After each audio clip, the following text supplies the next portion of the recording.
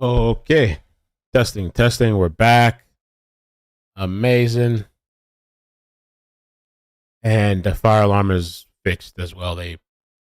Apparently some company has to come and do it. And so they came and did it. So I think it was a good idea to end the live stream. By the way, okay, so I got to make sure I include this. I posted a couple of clips. I posted a YouTube Shorts on the main channel. So whenever you have time later on or whenever, if you haven't seen it yet, check out the YouTube Shorts. Let me open up some of my windows. I posted a clip from this trial highlight. So if you missed earlier, there was testimony where the sibling had said that. Good afternoon, everyone. You may be seated. We almost didn't hear it. Oh, I have another. The sibling said that she was afraid that her father was going to accidentally kill the victim, Ronan.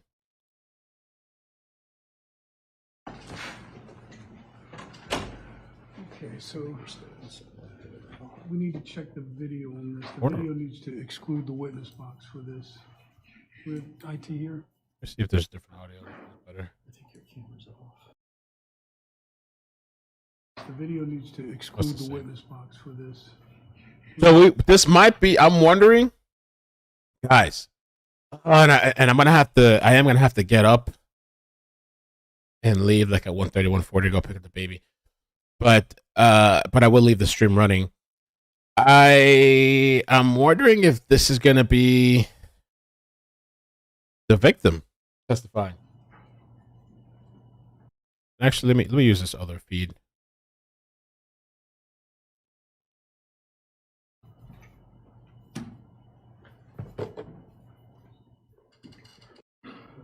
Oh, but that one does that funky thing. Huh? Maybe I won't do that. That's the only problem with that one. It has like a little funky thing it does sometimes.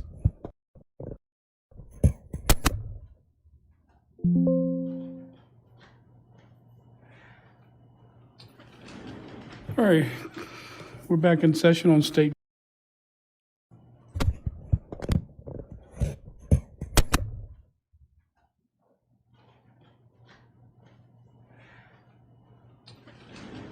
All right, we're back in session on State versus Ferriter. All sides ready to proceed? Okay. All right, give me just a moment.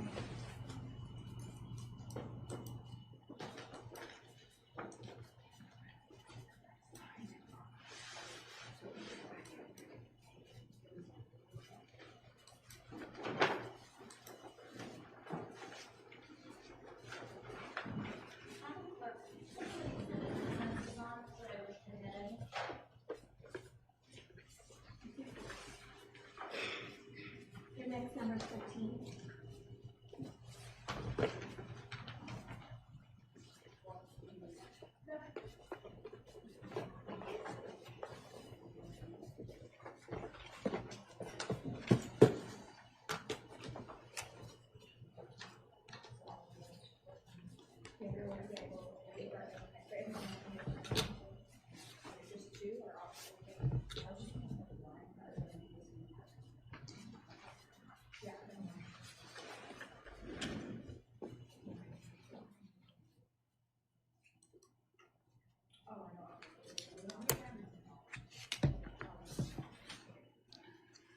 And my bailiff's already made the notice to everyone about the emergency warning. We're supposed to get between 2 and 2:50, did you say?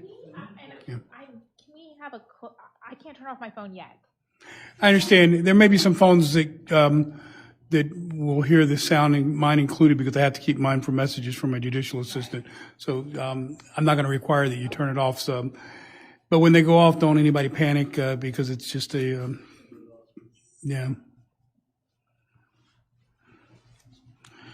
All right, so as soon as your witness is available, Ms. Coakley, you'll let me know, and Ms. Murad, Mr. Waheed, you folks are ready to proceed as well?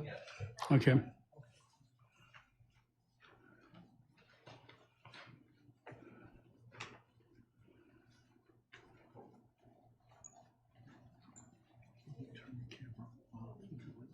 It's off right now. Okay. Yeah, I'm on top of it. Defense is going to stipulate to the defendant's identity for those purposes, so I just wanted to put that on the record. Okay. All right, so let's get the jury out here. We have the witness ready. You can go ahead and bring the jurors out.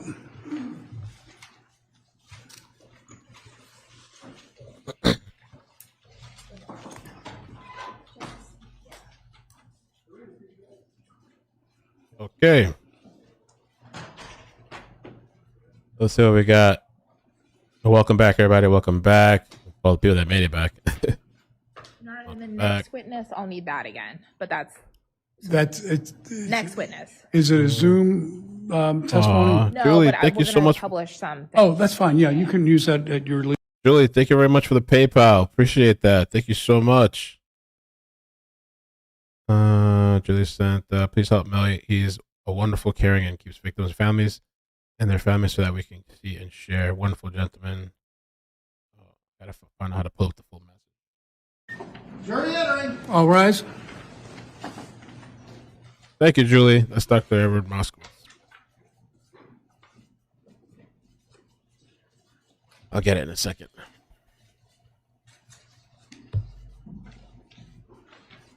Yeah, I'm wondering if it's going to be... All right, everyone may be victim. seated. We'll see. Ladies and gentlemen of the jury, welcome back. We are still obviously in the state's portion of the case. I'll be calling their next witness in just a moment. I don't know if my bailiff has let you know, but there is some emergency warning that's supposed to hit all phones between 2 and 2:50. If you have your phones on vibrate or off, if they're on vibrate, it may go off, so don't be alarmed if that happens.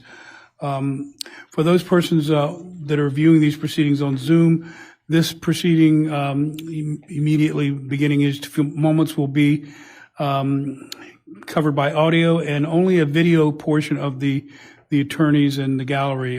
The witness will not be shown on live camera per agreement of the parties in this proceeding. So with that, is the state ready to call its next witness? Yeah, the state called Ronnie Ferriter. All right.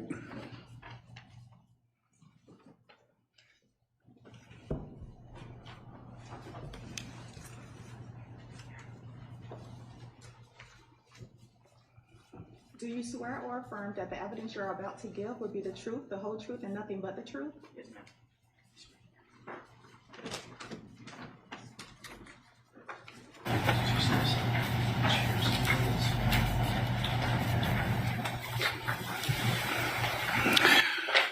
All right, Ms. Coakley, you may begin at your convenience.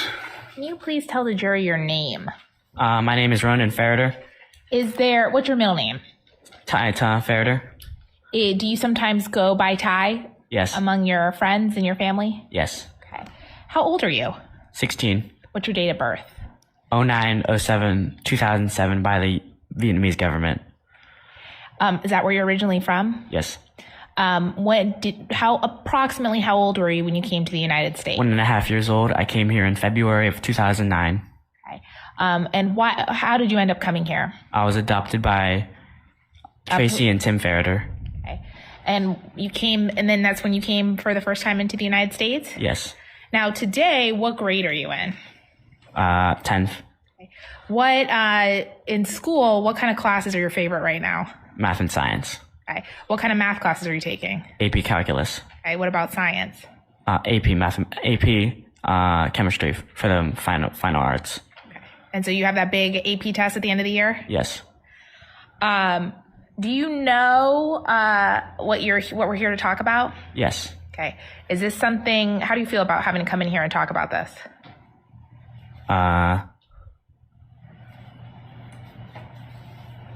Apathetic. Okay. Do you feel nervous at all? Not really. Is this something you like to talk about? No. Do you feel relieved about talking about it? As I said, I don't have any feelings about it. So you kind of told us that you came to the United States when you were adopted. I want to talk about who was in your family when you were younger. Okay. You said Tim and Tracy Ferriter were your parents? Yes. Did you have any siblings when you were younger? Yes. Tell us who your siblings were. My siblings were Nola Ferriter, Fiona Ferriter, and Pierce Ferriter. Okay. Where do you fall in the age range of your siblings? Second oldest. Okay. Who's older than you? Fiona. And then Nola's next? Yes. And then Pierce is the youngest child? Yes. So how far apart are you, Fiona, and Nola? Fiona is 2 years older than me. Nola is 1 year younger than me. And Pierce is 10 years younger than me. Okay, so how old were you when Pierce was born? 11 or 12. Okay. Does it sound, when was he born? February?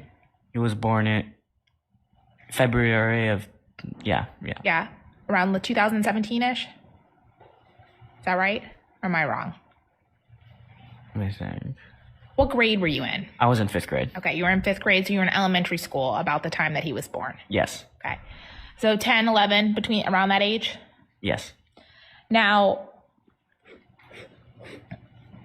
in school, were you close in grade to any of your siblings? My sister was 2 grades above me. Which Fiona. sister is that, Fiona? Nola, 1 grade below me.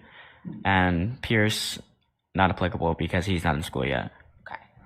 Now, I want to talk about what your family life was like when you lived in Florida. How many times did your family live in Florida?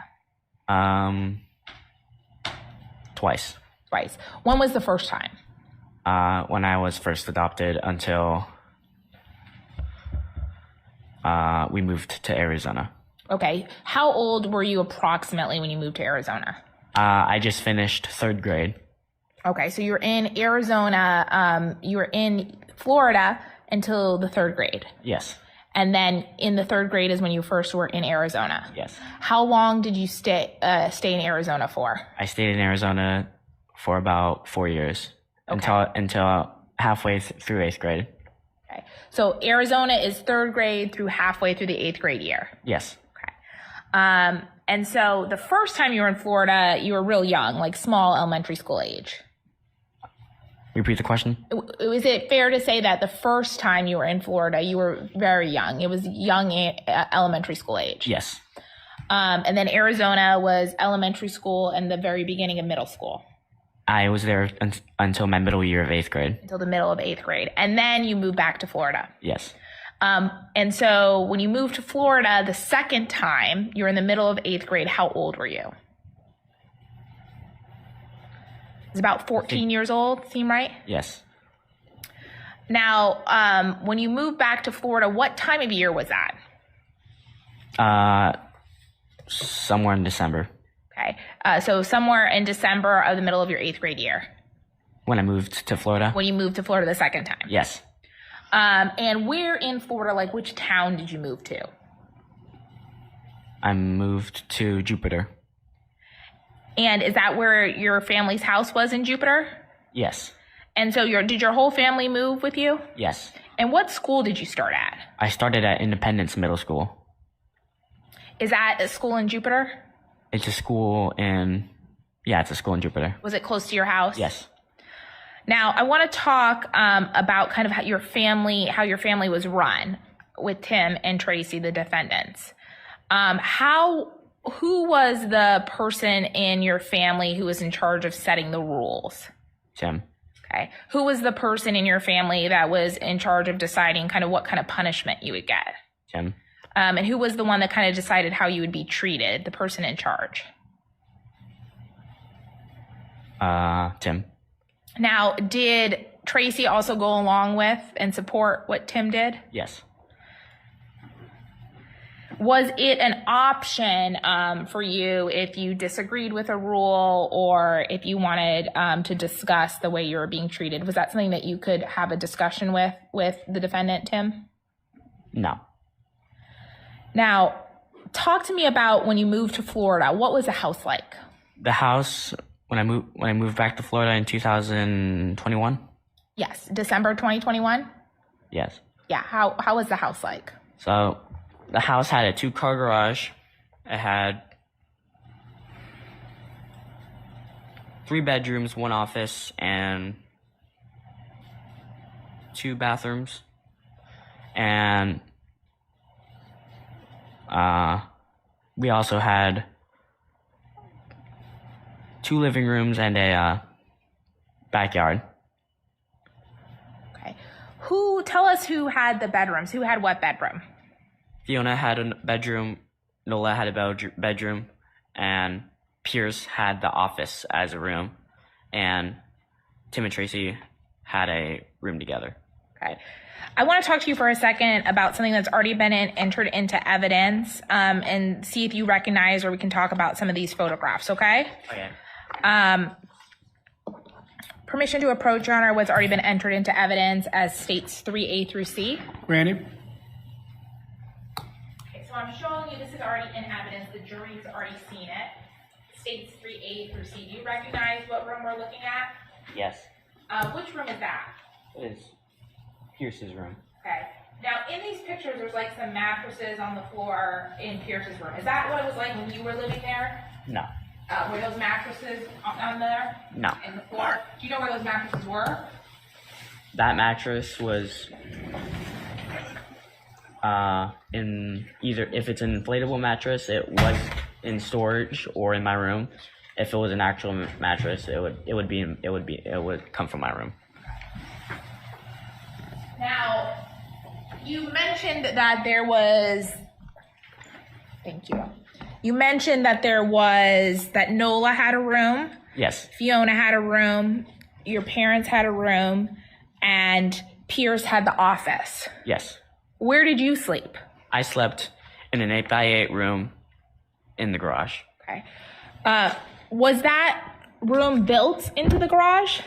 It was built inside the garage. Inside the garage? Yes. Who built that? Or who had it built?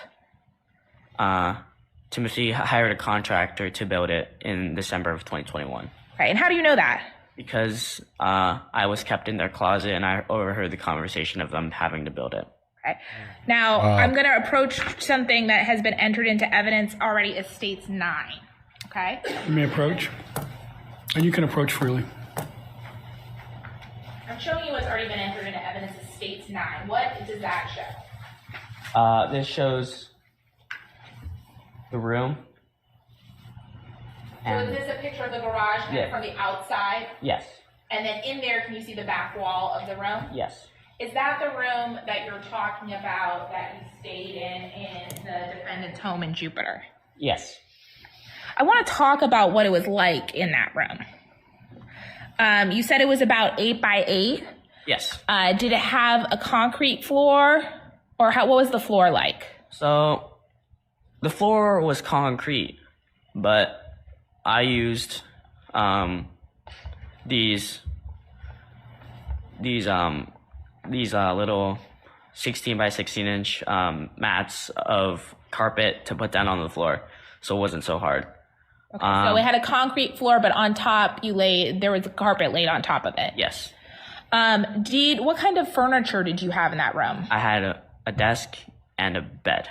Did the bed have a bed frame, or what was it? The bed had no frame, had no box spring. It was just a mattress on the floor. Okay. And mattress on the floor, what size of mattress was it? Size of the mattress was a twin size. Now, did the room have any windows or any outside light? No, it only had an air conditioner. Okay. Let's talk about that air conditioner for a second. Were you allowed to touch or operate the air conditioner? No. Were you allowed to turn it on if you were hot or turn it off if you were too cold? No. Would you get in trouble if you touched the air conditioner at all? Yes. And who did that direction come from? Tim. Did the room have any lights? It had a light, but it was controlled outside the room. Okay, so if you wanted to turn on the light, is that something that you could do when you were inside the room? No. Did you have any control over when the lights were on or when the lights were off? Who controlled that? My parents, Tim or Tracy. Okay. Were there times that you were in the room in the dark? Yes. Is that at night sometimes? Yes, and also during the day. Okay, so there are periods of time during the day where you would be there in the dark, in the room. Yes. What was it like in the room when the lights were off? It was pitch black. You couldn't see anything. Would you have to feel your way around to see what's going on? Now, Did the room have a bathroom or access to the bathroom? It had a bucket for my urine and feces, but that was basically it. Okay. So if you were in the room and you were closed in there and you had to use the bathroom, what was your only option? Use the bucket. Now I want to talk about the time frame in Florida. While you were in there, were there times where you were locked in the room, unable to leave, and had to use the bathroom? Yes. And did you use the bucket in the corner of the room in order to relieve yourself? Yes. Now in Florida, did you ever have to use that bucket for feces? No. But did you have to use it to urinate? Yes. What about previously? We'll talk about it a little bit more depth. When you were in Arizona, did you ever have to use the bucket for Arizona for feces? Yes. Did you have to use it for urine? Yes. Because you had to urinate in the room on occasion. How was did the room smell at all? Yes. How did it smell? I mean, was it bad? Putrid. Yeah. Now, I want to talk about whether or not, was there a camera in the room? Yes. And what was your understanding of what was happening with the camera? So the camera was a Ring camera. It had two-way communication, but the communication from the person viewing the camera to the person that is being supervised by the camera was separated by the click of a button on the phone or any device you can to watch the video. So the person outside the room watching on the Ring camera could talk to you inside the room? Yes, by the click of a button. So they would have to click on something in order to hear them. And they could also potentially hear what you would say. Yes. Were there times that the defendants in this case, Tim and Tracy Ferriter, were there times that they spoke to you only through the camera? Yes. Now, we talked a little bit about the room, but tell me about the door. How was the room? Could you come and go from that room as you pleased? No. Tell me how it was. So the door in Florida?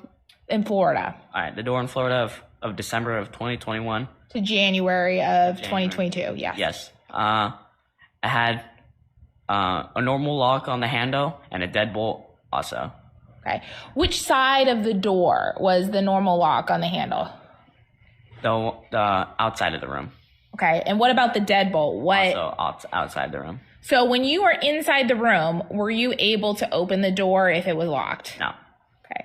Did that happen? Were you locked inside of the room? Yes. Was that most of the time you were in the room it was locked? Yes.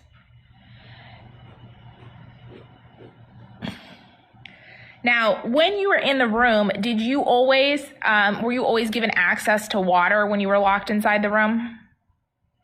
I received water occasionally, but not at a regular basis. Okay. So there are times when you're given a cup or a water bottle to have in the room. Yes.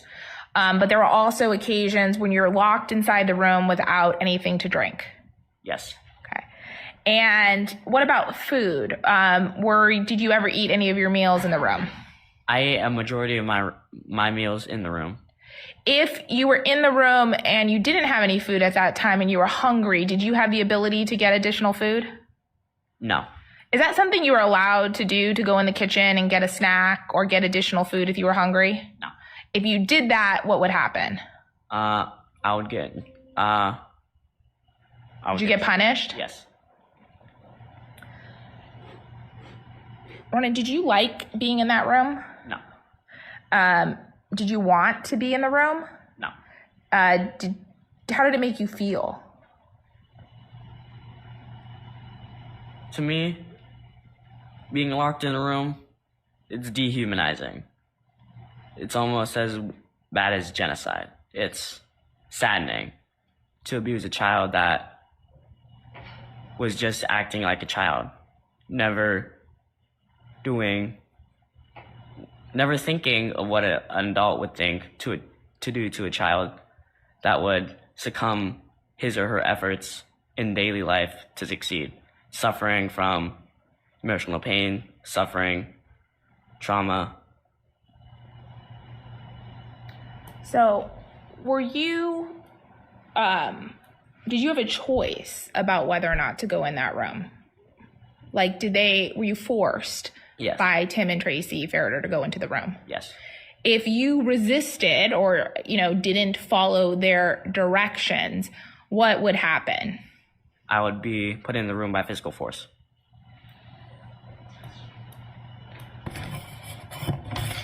Now, I want to talk a little bit about, so the period that we're really talking about here is about a 5 or 6 week period in December 2021 to January, the end of January 2022, right?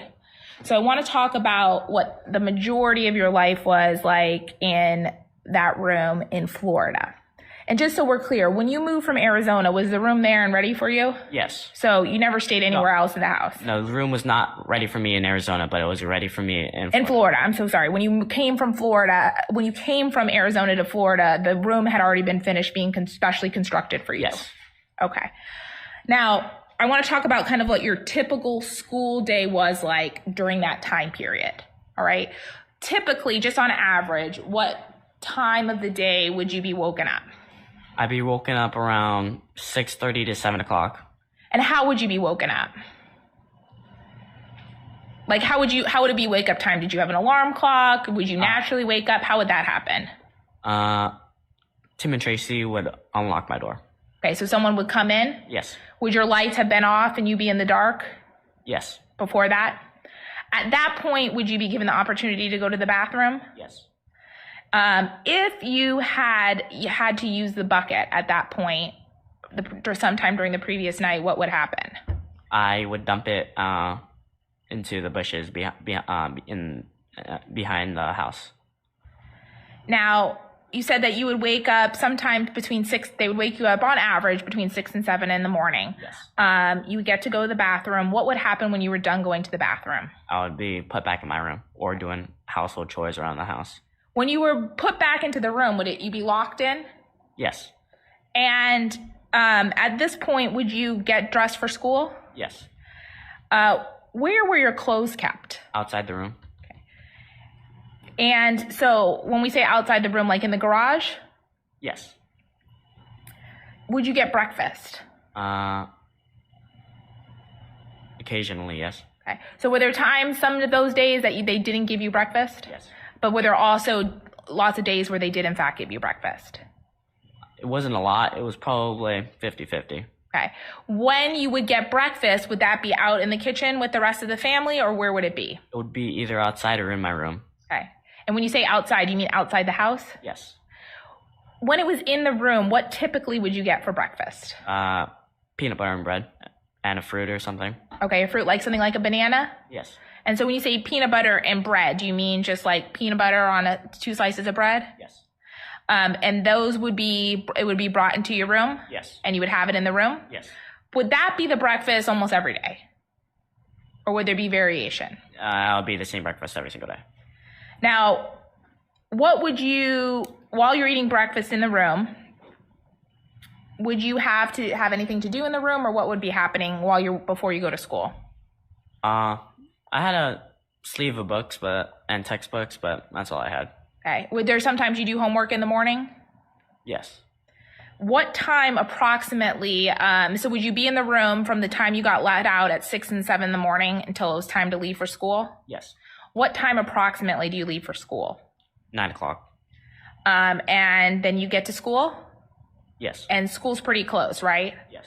And so you did, in fact, attend Independence Middle School while you were here in Jupiter, Florida. Yes. Now, at school, would you get lunch? No, I brought lunch. Who made that lunch? Tracy. And what would be in that lunch? A plain peanut butter sandwich. Either some sort of chips and a fruit. Would you be allowed to, if you wanted to buy extra snacks at school? No. Were you allowed to have any more snacks than what was given to you in your lunch? No. Were you allowed to buy a school lunch? No. Did you want snacks? Yes. Did the other kids at school have snacks? Yes. Is that something that was kind of hard for you? That to see other kids getting snacks and not being able to have them? Yes. Now, what time approximately would school be over?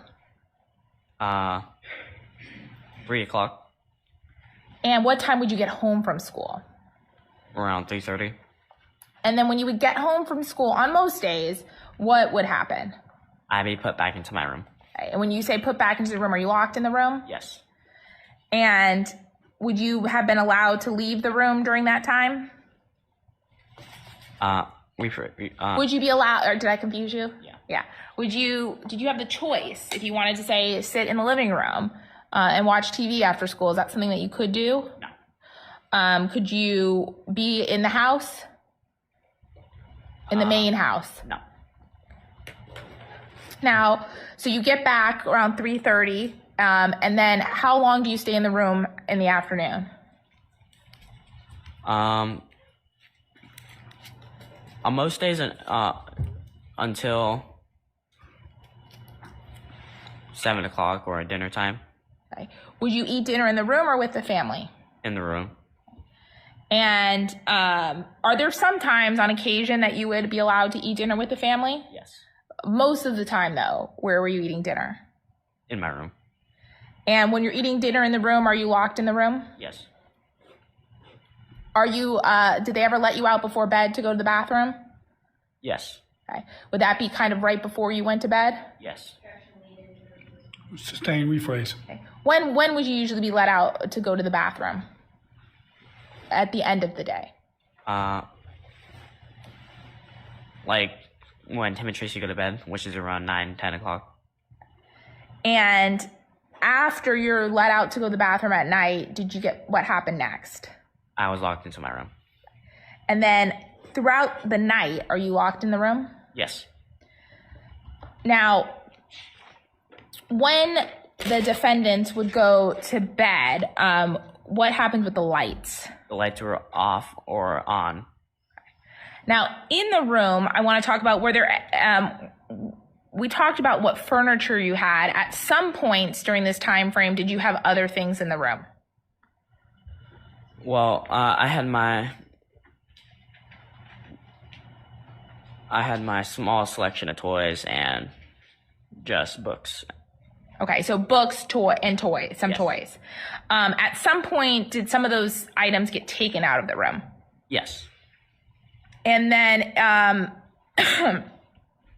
you said that you had books and toys. Was there a point where you only had books? Yes.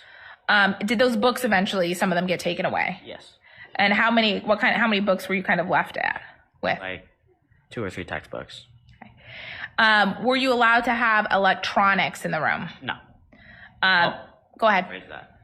The only electronic allowed in my room was my school computer.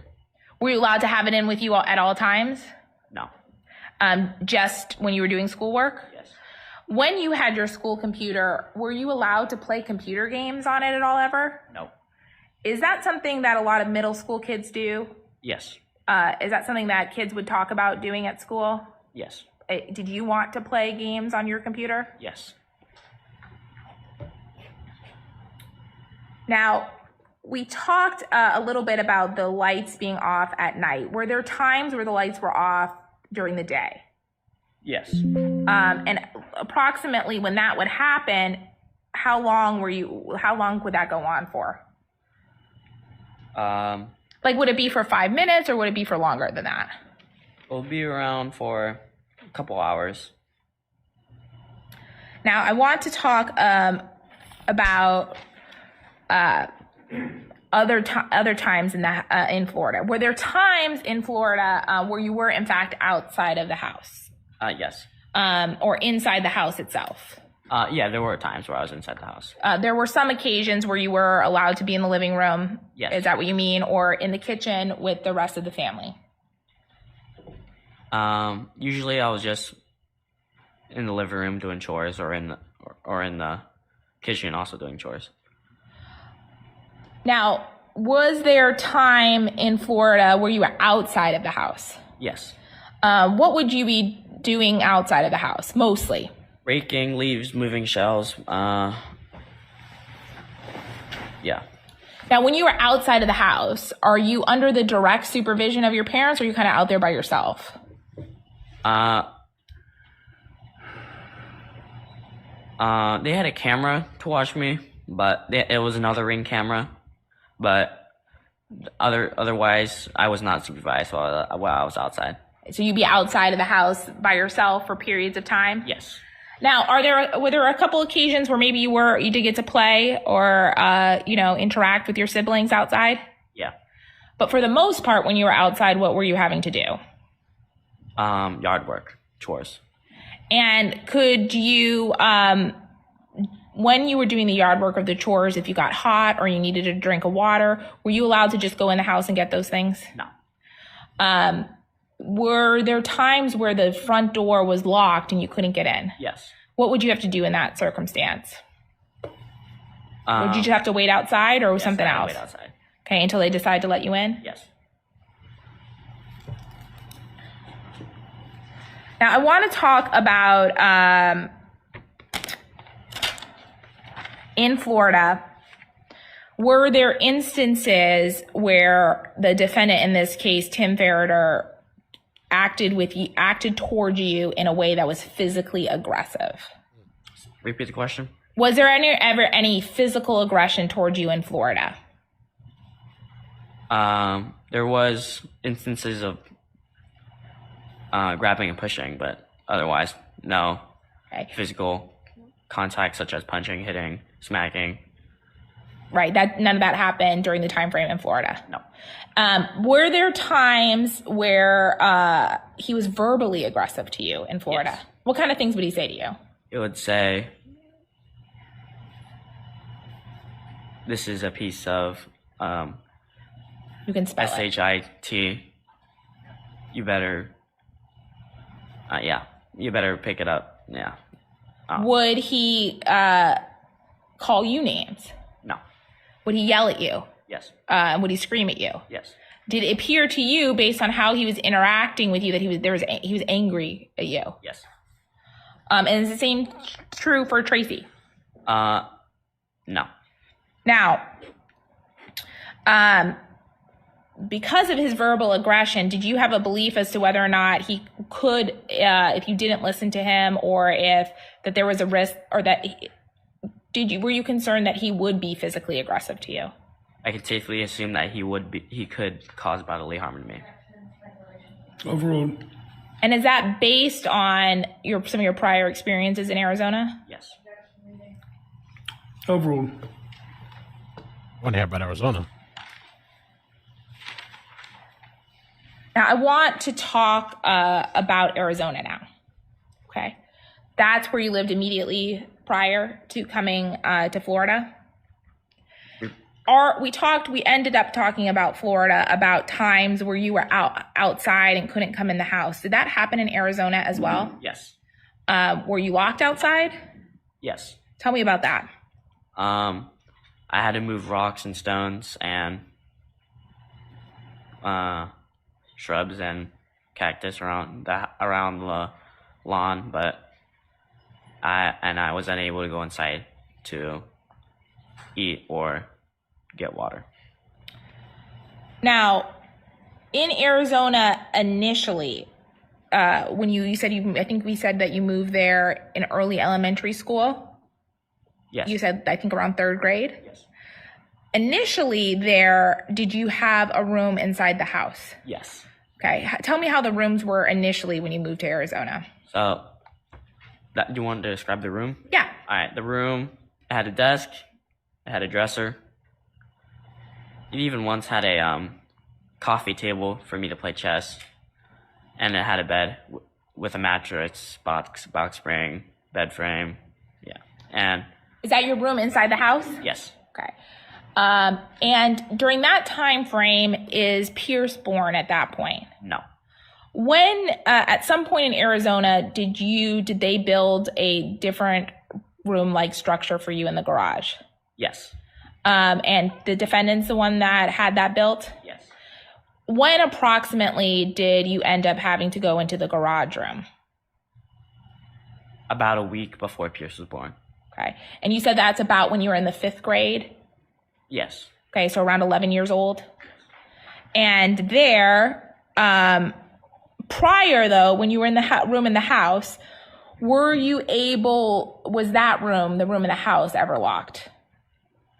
Yes. Was it locked from the outside? So in the room, when you were in the room in the house, were there times when you couldn't leave or go into the room when you wanted? In the house in Arizona? Yes. Did that room have access to a bathroom? No. Now, I want to talk about the room in the garage in Arizona. Was that room similar to the room that you lived in Jupiter, Florida? Yes. Tell me about that room. So it had a bed frame, a box spring, and a mattress. It had a desk. Did it have any windows? No windows. Just there was a wall-mounted AC conditioner, and it also had a dresser, which was removed from the room at later stages. Were you allowed to touch or utilize the air conditioner? No. In Arizona? Did it sometimes get hot? Yes. And did that room have a bathroom? No. Did it have the bucket that you already told us about? Yes. How did that room smell? Bad. In Arizona, you kind of gave us your average day here in Florida. Was it similar to the amount of time that you were in the room in Arizona? Yes. Were there times in Arizona that you were in the room for longer periods of time? Yes. About how long would you say is the longest? About 18 hours. And were there times where you didn't get meals in that room in Arizona? Yes. Would that happen for like the whole day, or would just a meal or two, or explain to us how it was? Reset. When you wouldn't get meals, how would that happen? What would that be like? Would it be every meal, or give us some context? I had a fluctuating frequency. Sometimes I got all 3 meals. Sometimes I only got 1. Sometimes I only got 2. Yeah. Now, were there times that the family went to events or out of the house and you were alone locked in the room? Yes. That happened in Florida too? Yes. Now, in Arizona, we talked about the fact that there was some physical aggression in Florida, but there wasn't physical punishment. In Arizona, was there physical aggression from Tim Ferriter towards you? Yes. Tell me about that. One time, I got smacked in the face. Okay. Do you ever grab you by the neck or push you against the wall, anything like that? Yeah, he did that. Sustain, rephrase. Tell me about some other instances besides getting smacked in the face. He would grab me by the neck. He would grab my arm. He would, yeah. Was there ever instances of physical punishment in Arizona? Yes. Okay, tell me about that. So, he had Tim had a jump rope. He used me for punishment and also a belt. Okay, and when you say a jump rope or a belt, what would he do with those? Spank me with them. Okay, he hit you with them? Yes. Where in the house would you be when that happened? In my room. Okay, who else would be in there? No one else. So just you and the defendant? Yes. Would the defendant be saying anything to you? Would there be yelling or anything like that? There'll be a lot of yelling, yes. And did it seem like he was angry at you during these? Yes. Now, during the course of your childhood, the time we were talking about in Arizona and also in Florida, did you ever see any of your sisters get punished? No.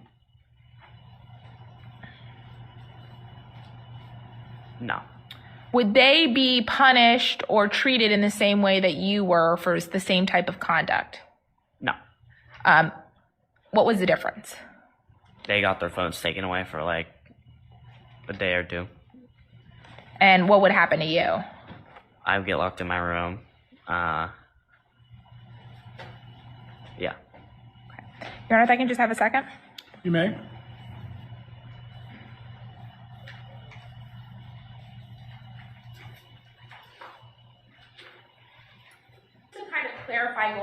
back to Florida. When you are in that structure that they built in the garage, are you physically able to leave or escape? Like without, just normally, are you able to escape? Sustain, rephrase, counsel. Were you able to open the door from the inside? Overruled. You can answer the question, that means. I totally forgot the question. Yeah, it's okay. Were you able to open the door from the inside when it was locked? If I had a key, no, but I didn't know. But did you have a key? No. Did you have any way to get out of the room once they locked you inside? I devised a couple of plans, but I didn't. Right. Were any of those plans have worked? It was one time where I stuck a Lego piece in the pin for the door, but I kind of realized that wasn't deep enough. So there wasn't a way immediately available. Was there a way immediately available for you to be able to leave that room? No. Okay. That's all the questions I have. All right, Cross. You're going to do the cross, Ms. Murad? Yes, sir. All right, you may begin at your convenience.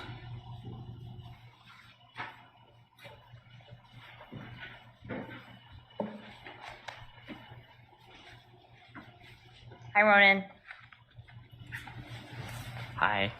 So we're gonna, I want to talk a little bit about what the state has said. I know you've been sitting there for a long time, so if you need a break, let me know, okay? All right. Okay. So do you think it's fair to say that you talked a lot about your time at Tim and Tracy's house on direct examination, right? Is that a yes? Yes. Okay, Sorry. and nope, that's okay. Since we're recording, you do have to answer out loud, okay? Okay. So if I ever say if that's a yes, I just mean I want to get it on the record, all right? All right. Okay. Do you think it's fair to say that it's hard to think of the good memories because everyone around you now has a bad image of Tim and Tracy? Overruled. You can answer.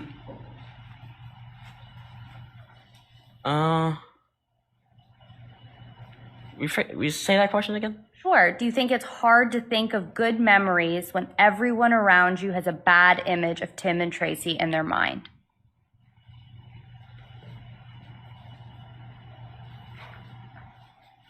I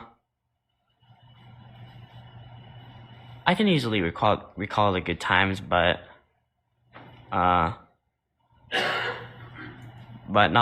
I don't have a bad image of Tim and Tracy. They just made a mistake. They were just acting out of frantic surprise of my actions. They weren't. I believe that they weren't trying to do any harm. Yeah. I believe that people should recognize that was a mistake and forgive them and move on.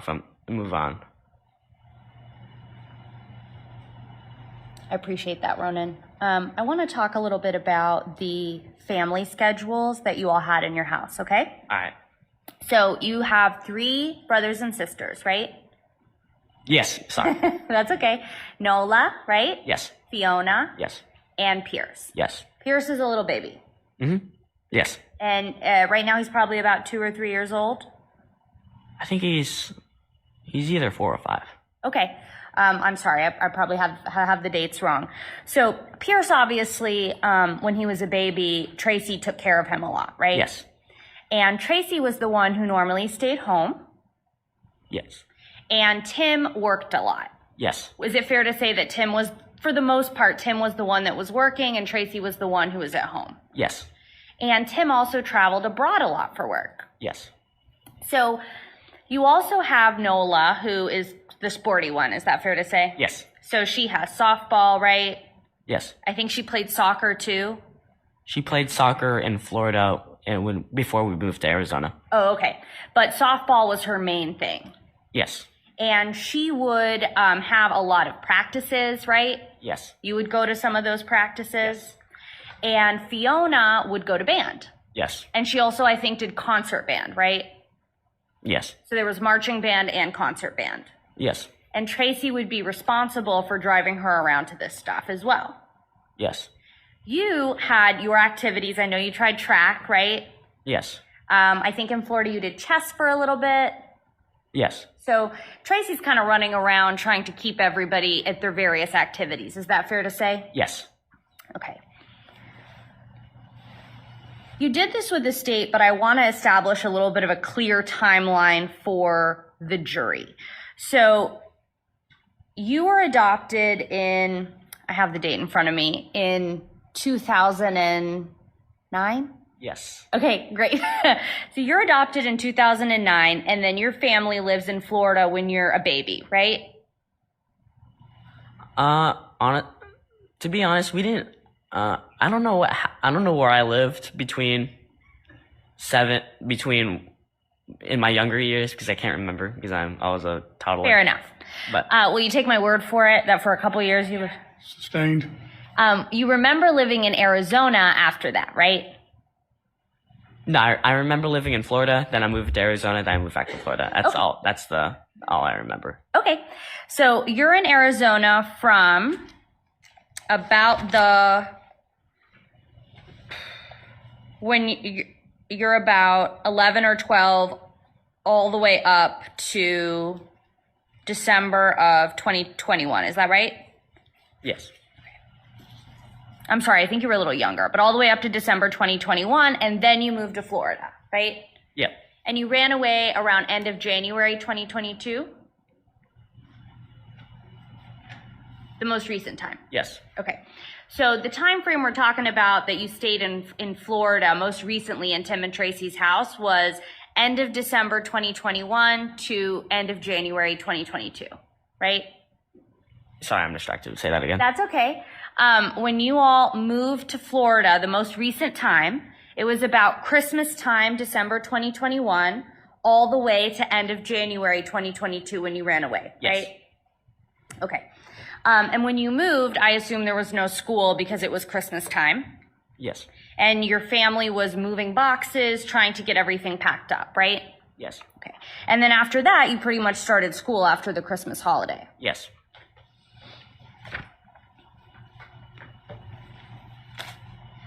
I want to talk about the different rooms that you had.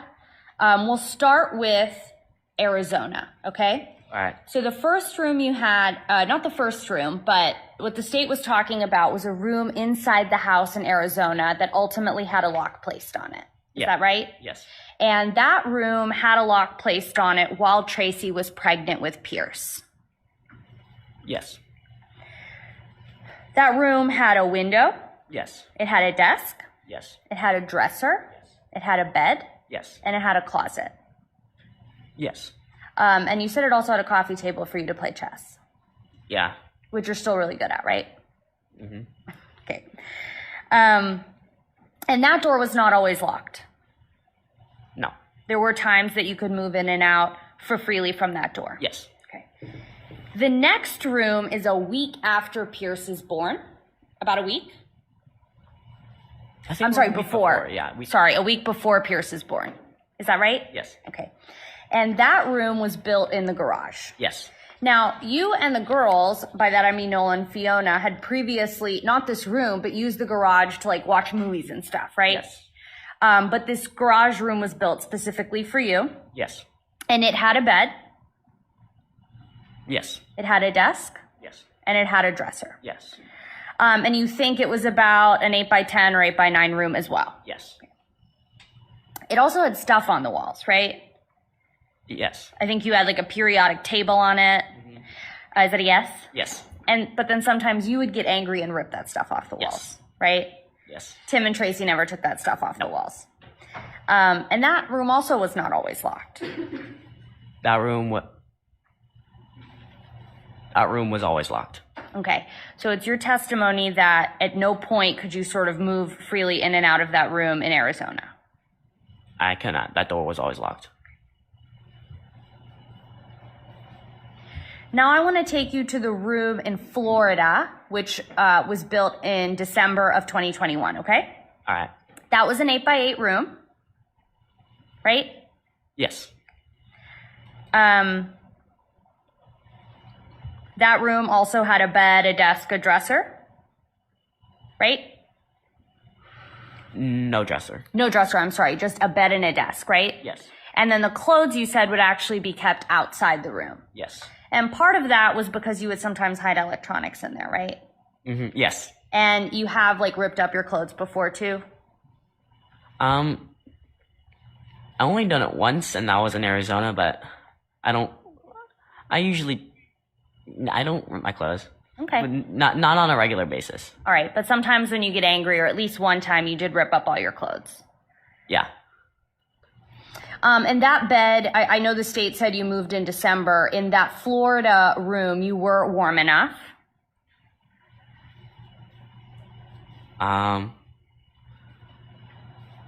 It's not that I was warm enough. It was that I was too warm, and we had a fan.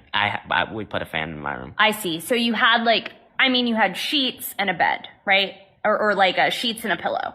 Yes. And a blanket. Yes. And then you also had the air conditioning unit installed there. Yes. Your Honor, can I approach? You may.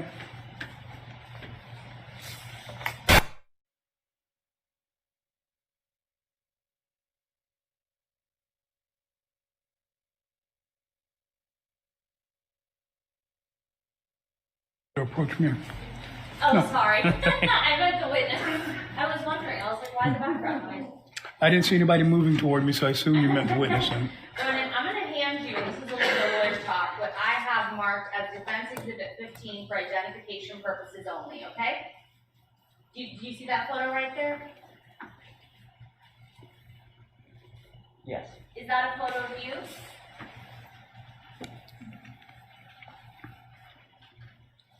Yes. And is that a photo of you in the room in Florida? Yes.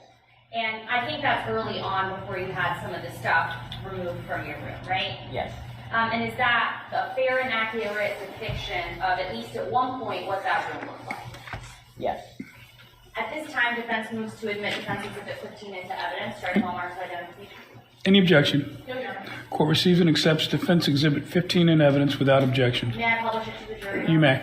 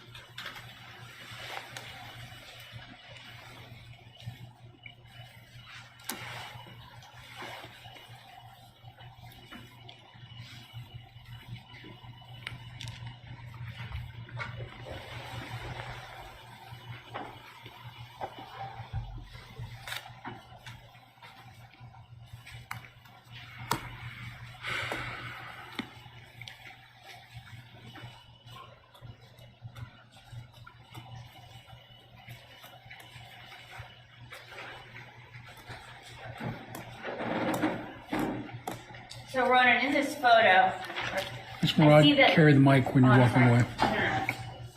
I see that there's some posters on the wall there too, and I know when the police came, they weren't there. When you got upset, did you rip up those posters too? Yes, ma'am. Tim and Tracy didn't remove them? Nope. And sometimes, I know the state talked about how you weren't allowed to have electronics in your room. Those electronics were removed, right? Yes. And is that because of things that you did with electronics? I didn't do all that. I did nothing wrong with it. Well, yeah, I did go into a bunch of schools things and do some not so legal stuff, and I would factory reset school laptops and tablets. Yeah, and so they would take away your electronics when you got in trouble with the school for kind of messing with their IT system, right? Yeah. And I know the state also talked to you about how you were only allowed that school laptop, right? Yes. But only to do homework, not to do games. Yes. But you also jailbroke that laptop, right? Yes.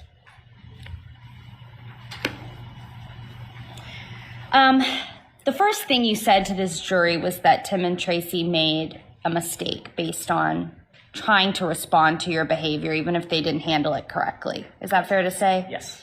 So I want to talk a little bit about that behavior, okay? Okay. All right. So would you agree with me that sometimes when you get angry, you throw things, Yes. you kick things, Yeah. and you punch things? No. Do you remember giving a deposition in this case? Approach.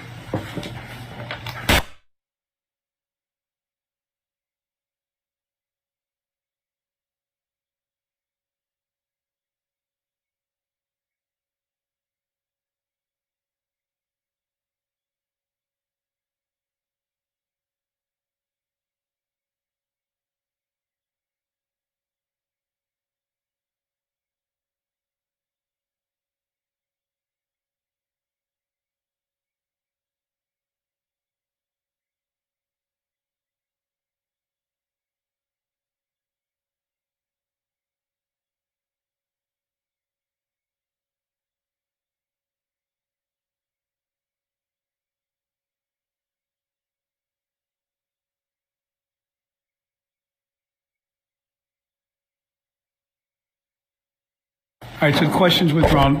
Objection is moot. And when you were at Tim and Tracy's house, you would have outbursts, right? Yes, but it would not cause physical harm to myself or others. Okay, but it would include things like breaking glass. I've never broken. No, well, I stepped on one of my picture frames because I was in a dark room, just feeling my way around. But yeah, So are you saying you've never broken glass at their house before? Or that was the only time you broke glass? yes, Okay, which one? That was the only time, or you've never broken glass? I've the only time I've broken glass is when I stepped on the picture frame. Okay, and you'd agree that when you were at their house, you would rip things and throw things? Yes, And I think in your words, you intentionally broke the rules you knew about at least 5 times a week? usually more, but yes. I want to start by talking about sort of before Pierce was born, okay? So not your early young age, but from when you were about 10 years old, okay? Okay. At that time, you were going to school, I think at Sunrise Elementary and Immaculate Heart. Does that sound right? Yes. Okay. At that time, you were having those outbursts we talked about at home. Yes. And if something happened at school, like some conduct at school, obviously your teachers were talking to Tim and Tracy, right? Yes. So then Tim and Tracy would find out and then they would react. Yes. And that would include discipline sometimes, Yes. right? At Sunrise Elementary School, do you remember punching a student? I know you were young. Objection or also time frame. Sustained. Do you remember? Let me have when- you approach it, unless you want to withdraw the question, Ms. Moran. I believe the time frame is right. So Judge. approach.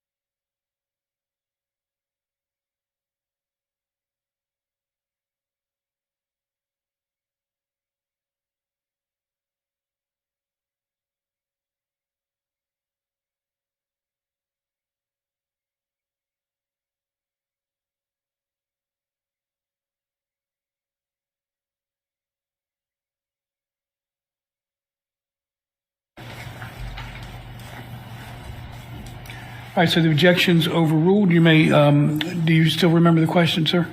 I punched a kid. You want to read? Yeah. When you were at Sunrise Elementary, you were about 9 years old. Do you remember punching another student? Do you have a name for that student? I don't. I don't recall punching a student. That's okay. You did have some behavioral issues at Immaculate Heart too, right? Mm-hmm. Is that a yes? Yes. Do you remember kicking a ball at another student repeatedly? Do you have a name for the student? I don't. I think I do, yes. Okay. Do you remember putting your finger and thumb and pushing up on a boy's throat and pushing him up against the wall at Immaculate Heart? Yes. And there was some instances of stealing at Immaculate Heart? Yes. Okay. So after Immaculate Heart, Pierce is born in February of 2017, right? Yes. So for a little while in there, you're still at Immaculate Heart, right? Yes. Okay. And you ended up getting a technology breach at school, right? Yes. Can you explain what happened A technology. at Immaculate Heart? Can approach.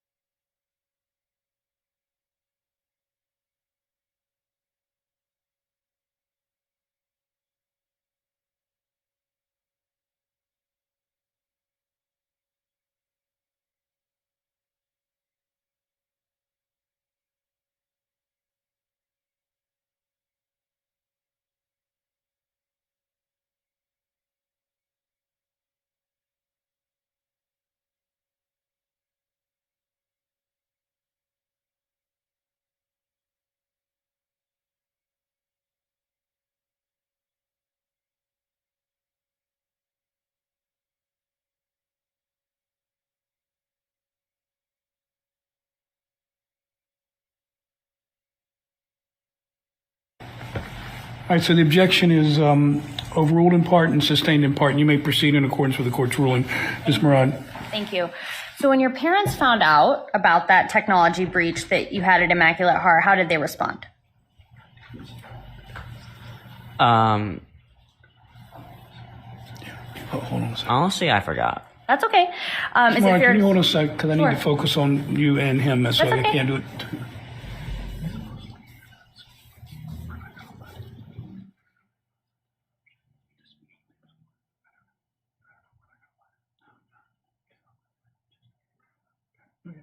All right, you may continue, Ms. Moran. One moment.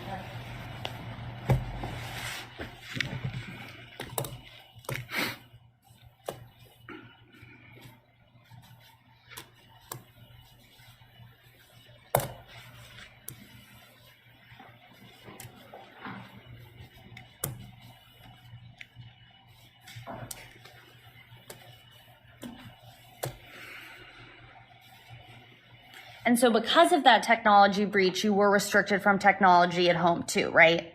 Yes. So you weren't allowed to have like iPads and stuff in your room, so that stuff had to be removed. Yes. I want to talk about something else that happened at Immaculate Heart that your parents did find out about. Do you remember going into your sister Nola's class? Yes. Okay.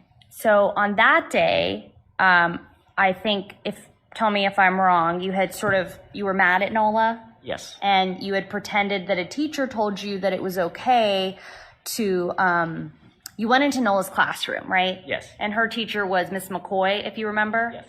And you told Miss McCoy that you were allowed to make an announcement, right? Yes. And the announcement that you made was really derogatory towards your sister? Yes. And it made your sister cry? Yeah. And your parents found out about that? Yep. So your parents then, Tracy came with Nola and Tim came with you, right? Yes. And they both came to the school Yes. and you both spoke with the teacher separately, you with Tim and Nola with Tracy. Yes. I think you brought a box cutter to school? Yes, that was at Basis Charter Schools. Oh, that was at Basis? How did your parents respond to that? They locked me in my room. But a box cutter is a dangerous thing, right? It was more like a, it's a dangerous thing. Okay, I want to talk a little bit about Basis Academy and how your parents responded to some of the stuff there, okay? All right. Okay. At Basis, you also attempted to hack into the school computers? I did, yes. And because of that, you had to get your technology removed again? Yes. You also said something in class that was inappropriate? Yes. And it was asking if the Holocaust is a good thing. Sustained. So after that inappropriate thing, your parents did find out about it, right? Yes. And they were mad? Yes. Because that's not something you should say, right? Yes. At Basis Academy, you also stole chemistry books? Yeah.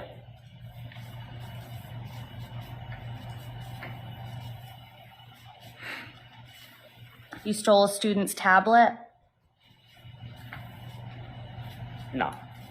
Did you steal a computer and a tablet? Maybe it didn't belong Oh, to yeah, you. yeah, I did. Okay. And did that belong to another student? Yes. Were your parents mad when that happened too? Yes. And did you get disciplined for that? Yes. So it looks like a couple times you're kind of doing things and you're just, regardless of what they're doing, you're not stopping. Is that fair to say? Yes. You did a search on that computer that you jailbroke at Basis? I jailbroke what's it called again? A tablet, but not a computer. Okay, so you jailbroke the tablet, right? Yeah. And then you did a search on there? Yeah. And that search was concerning to your mom and dad? Yeah. I won't talk about what the search is, but is it fair to say that it was something that it was understandably concerning to them because it sounded a little violent? Yeah. Do you remember playing with Pierce when you were in Arizona and him getting facial injuries? Well, yeah. And did your parents tell you to stop and not go so fast? Yeah. But you still did it? Yeah. And that hurt. Did you remember him getting a lot of injuries on his face? It's okay. It's like just wait a second.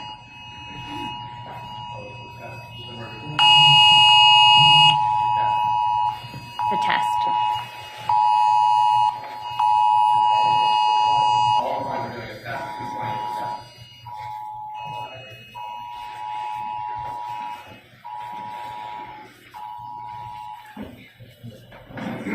right, I think the emergency alert is over. You may continue, Ms. Moran. Well, Sure. not so quick. We're still having an emergency.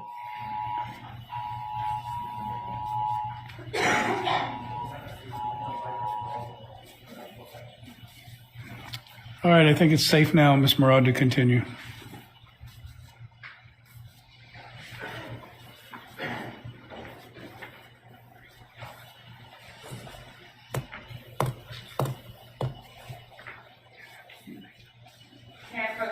You may.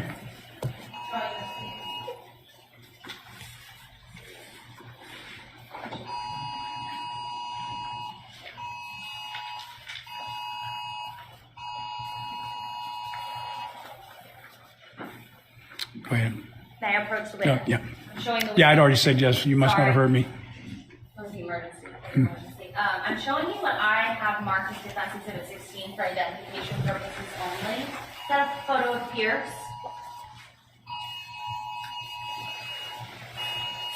Yes. And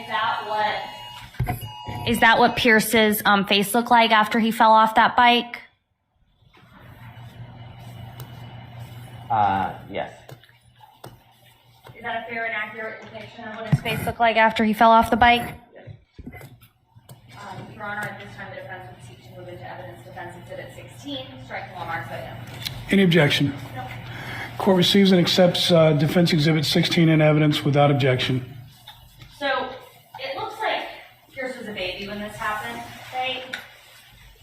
Is that a yes? Yes. And he did really get hurt on his face? Yes. And this, is it fair to say this really concerned your parents? Is it fair to say anytime a baby gets hurt on their face, it's concerning?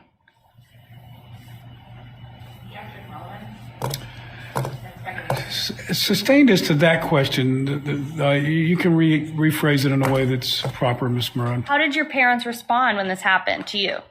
Were they mad at you? Yeah. And they did ask you not to push him so hard, right? Yeah. But you did it anyway? Yeah.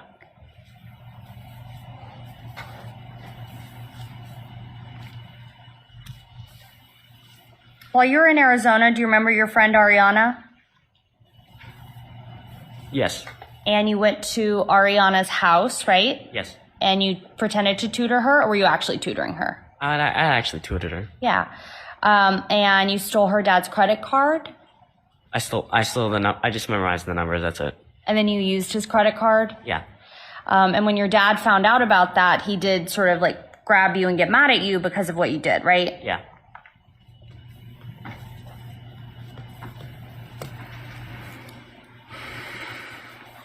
I want to talk a little bit about Florida. You were only there for 6 weeks. Yes. Do you remember offering Pierce a beer? Yeah. Yeah. And was that so you could conduct an experiment? Yes. How old was Pierce at the time? Yours was 4. 4? Yeah. It's fair to say a 4-year-old should not be drinking beer that could hurt them? That was the point of the experiment. I know. But that could hurt a 4-year-old, Yeah, right? It could. And that's something that your parents found out about too? Yeah. And they got mad at you? Yeah.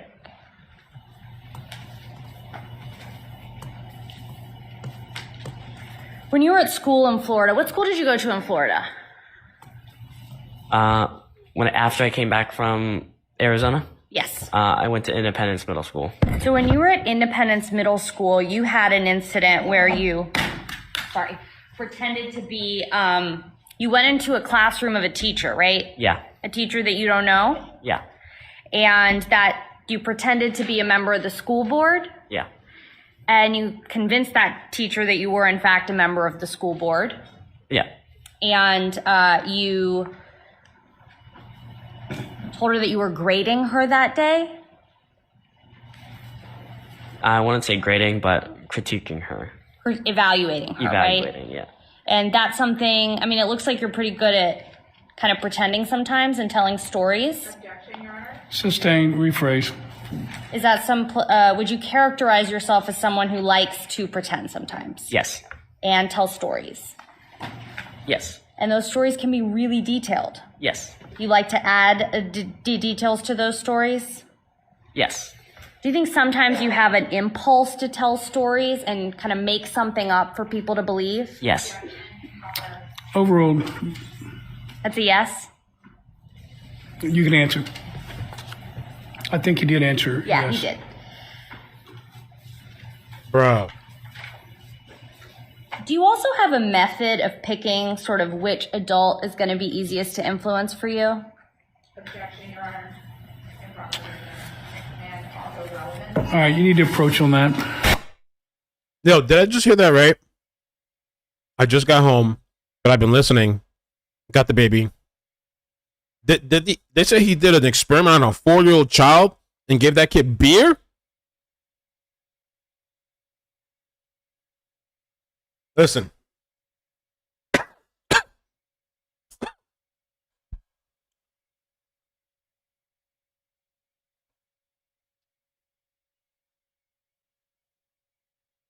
I don't I don't agree with like this locking 18 hours, a bucket to pee, a poop, and whatever. But what the hell do you do in that situation too?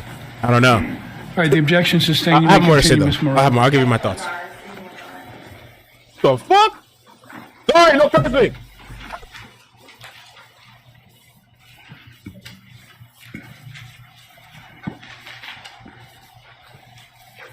And then he still like doubled down after. Well, that's the point of the experiment. What?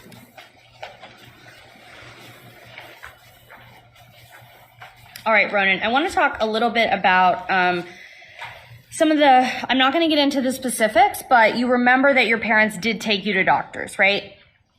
Therapists, doctors. Took me a couple of doctors, yes. Yeah, so you went to a few different people, right? Yes. Probably on a weekly basis? No. Do you remember giving a deposition in this case? I was like in a room, I was there, Ms. Coakley was there. At SP? Mm-hmm. Yes. Okay. And in that deposition, you said, it's not one of my top priorities, in reference to seeing doctors in Arizona, it's not one of my top Page 126, the deposition.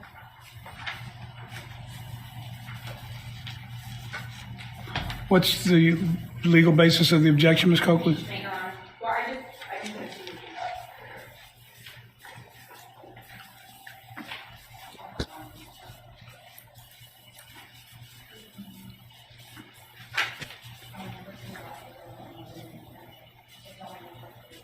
Wow, this is crazy.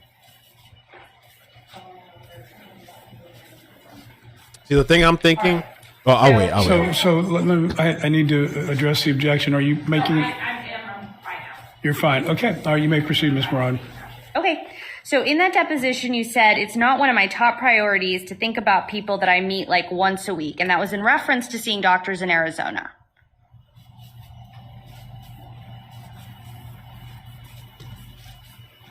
Is that what you were asked? And is that what you said? All right, you can sustain that. You can show him the question and the answer, and then ask him if that was his answer to the question. So I want you to read page 126. It does require a little context, and then look up when you're done, okay?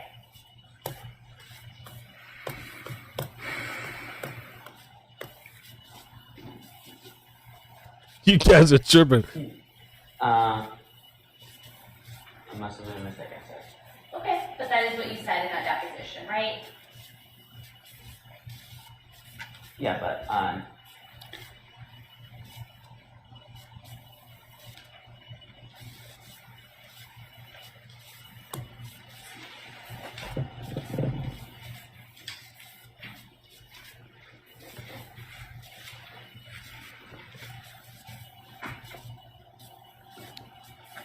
So does your answer yes stand? If it does, then you need to proceed with the next question. Well, this is impeachment. He's only supposed to read the question and the answer and just stay what I'm just saying so he understands. So, sir, the question is simply, you've been presented with the question that was asked on deposition, and you've been presented with your answer. The only question you need to answer at this point is whether that was your answer at the time of the deposition. So what? Now, let me get the answer to this question. Was that your answer at the time of the deposition, sir? Yes. All right, so you can approach now. Okay, so what I'm thinking in the opening statements, we still have to hear and see the other side, the messed up case, but the defense, they claim that they went to multiple doctors, they were trying to get help, and people didn't help them out, and there's all these conversations with the school, that they were doing all these different things to try. I don't know if it's true, but if they can prove that, maybe they can make a case. I don't co-sign, of course, putting a kid like in this type of box thing and the long hours and all this stuff, but hearing a little bit of the other side, and not only that. All right, you may continue, Mr. I'll wait with the break because I have a lot to say. We'll take the time. All right. Now, we went through a lot of different things that happened in your, like with your behavior at school and at home, right? Yep. And your parents would always respond to that. Is that a yes? Yes. But you still didn't stop, right? Yes. So with the computers, you kept hacking into school computers, right? Yes. Sometimes you would continue to have outbursts, right? Yes. You would still rip down the stuff in your wall, right? Yes. You said in Arizona that you were spanked by Tim, Yes. correct? Mm-hmm. And you were never hit randomly, correct? It was always Yes. for a reason. Yes. Okay. So it was never just sort of him doing it to do it. It was always in response to sort of something that you did. Yes. And that didn't cause you any sort of permanent damage, disfigurement, anything like that. It was swelling that went away. Yes. I want to talk about, the state mentioned the stuff about snacks. I want to talk about kind of what your life was like in Florida as far as that's concerned. So you got 3 meals a day, right? Occasionally, yes. In Florida? Yes. Occasionally. So it's your testimony that in Florida you didn't get breakfast, lunch, and dinner? I occasionally got meals. Okay. So we're going to go back to that deposition again, okay? So let me go grab it from my colleague. This is interesting. It's interesting. And I'm going to play a clip for you when they take a pause about what the son said. Something about forgiveness, and he didn't think that they intended to do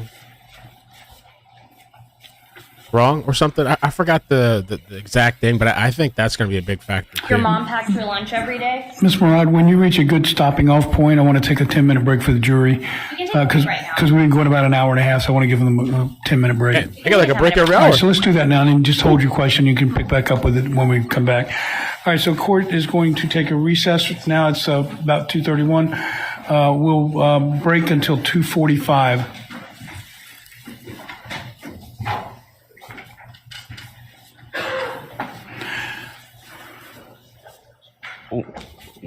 Am I supposed to do that? Wait, what is that? Oh, they said look up the effects of solitary confinement because that's what he endured. I can only imagine being locked in something like that. And some people said, somebody else in the chat earlier said it's what did they say? Stockholm syndrome. I don't know. I really don't know that that's the case. Let me play this clip that we downloaded. Most sent it to me. I'm gonna post this later as well. I mean, the whole, and then the other thing too about like he's an adopted child, so I don't know what kind of effects that could have, or like on somebody, or I'm sure there's plenty of people that adopted are fine, but let me see which clip it is. And so the location of your bedroom in the Arizona house as it related to the garage was close to the garage. Yes. And so you could hear the physical abuse when it was happening there. Oh, this the other, And did you in fact? it's the other clip. My bad. You get this one. We say that question again? Sure. Do you think it's hard to think of good memories when everyone around you has a bad image of Tim and Tracy in their mind?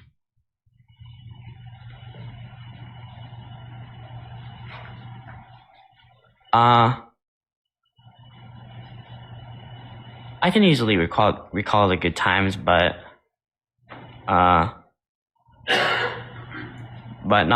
I don't have a bad image of Tim and Tracy. They just made a mistake. They were just acting out of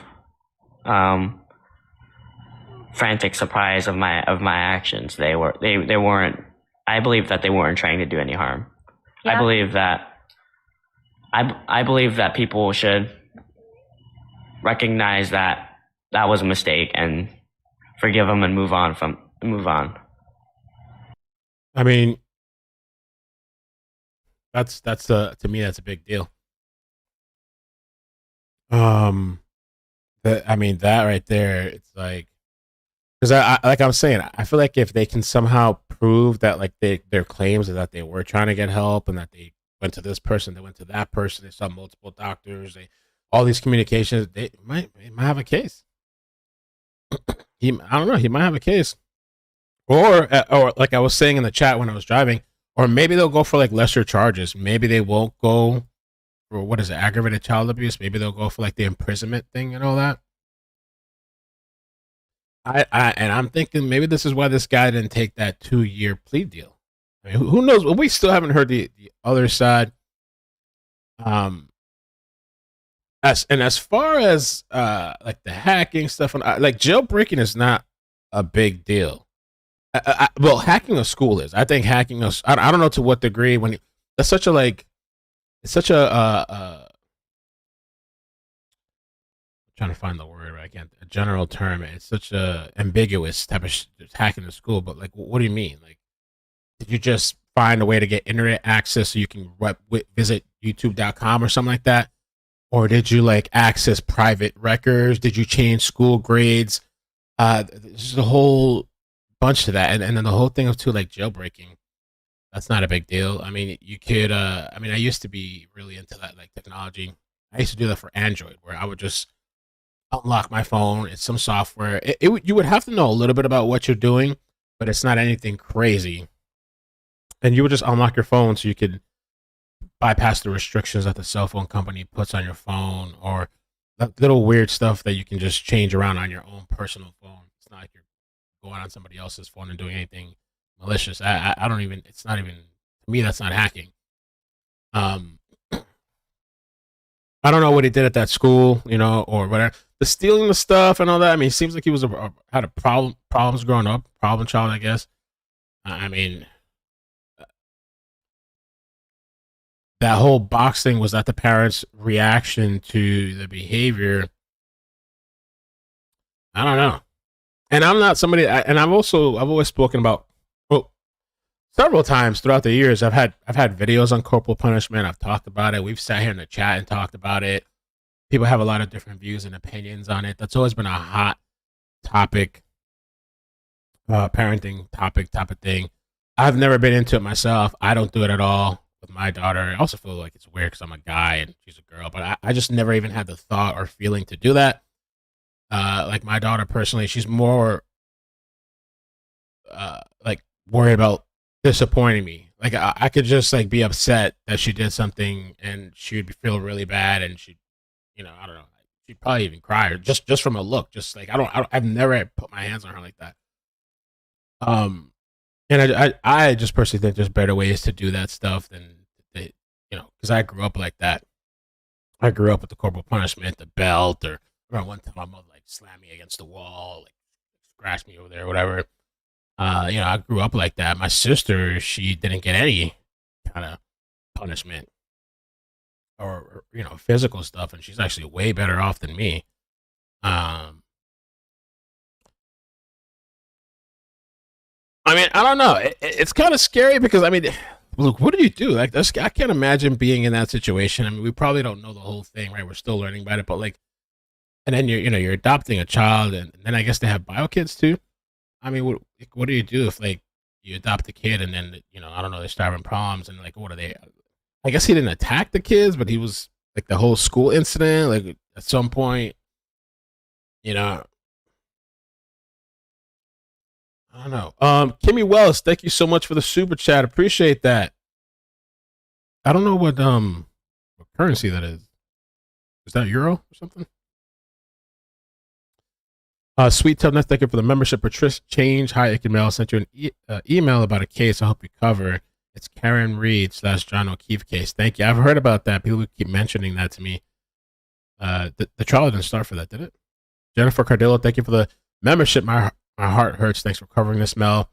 Mandy L. Jimmy Neutron looks nervous. Yeah, some of the expressions he's had is definitely more. You see more in his face now than anybody else that's been on there. Oh, my God. The fire alarm again. I can't believe these people are out here now. Kimmy Wells, thank you so much. Tracy, 18 months. Thank you for the 18-month membership. Treat like a wild animal. Like they will treat like a wild animal. They will act like one.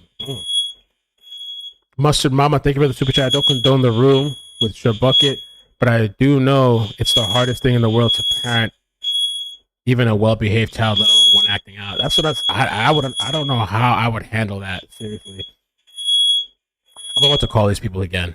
I'm assuming maybe they're doing a test because I saw the truck out there, but this is like ridiculous. Incognito, thank you for the 5 months begging for attention. Get the F out. Little dude brought a box cutter. What's next again? That would be super concerning to me too. If my kid, I mean, there would be some serious. I don't know what I would do. It stopped to think. I don't know what I would do. That's serious. I wouldn't take that lightly at all. Like if my kid, and I was listening and like, so I don't know what the time frame was of that.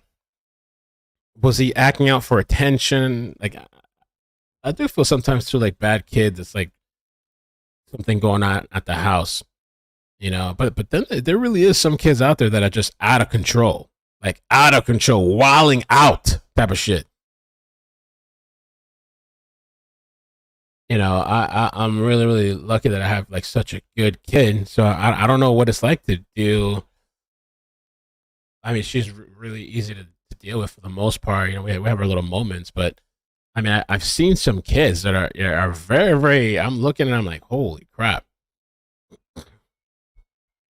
You know, I don't know what would you do. Morris, thank you for the 7 months. Hey Mel.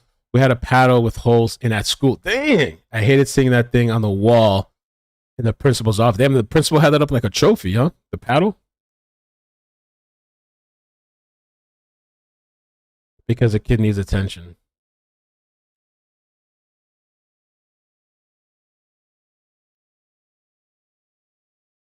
It's interesting to see the defense do this because you have to be really careful when you're, you know, he's still a minor. I think, how old is he now? Is he 16 or 17? He's 16. Ronan's 16. You have to be careful how you talk to the victim because you could turn off, the jury. But I think they're maneuvering decently. I think through it. I think they're somehow still maneuvering through. And just the whole thing of him saying himself, but you know, he's young. Maybe he's still kind of like, who knows what Ronan feels. I don't know if he feels guilty or whatever. They took all the kids out of the house, I think, right? They took all the kids, removed them from the house. I don't know. Does he just want this to be over type of thing? You know, the state versus the Florida state, you know, maybe he didn't really want to, I don't know what's in his mind. It was interesting that he said he feels nothing towards this. Like, I think they asked him, like, how do you feel or something like that. And he was just like, what did he say? Apathetic? What was the word he said? Apathetic. So no feeling or no interest, enthusiasm, or concern. You know, I don't know what's going on in his head. You know, maybe he feels maybe he feels responsible or guilty or like he tore up the family. Maybe he feels some kind of way. You know, I don't know. Who knows? Carly says 9 month. Thank you for the 9-month membership. Says doesn't sound like he's having issues nowadays. He looks like he's a lot better now. Maybe they should bring that up. Maybe he was going through a phase, or dealing with that. I don't know. Crimes have consequences. There is still corporal punishment here if the parent signs the form. Ooh. They have that in some schools too. I actually just looked up corporal punishment this morning, and they were, let me see, some state was trying to outlaw it. I wonder if there's some states.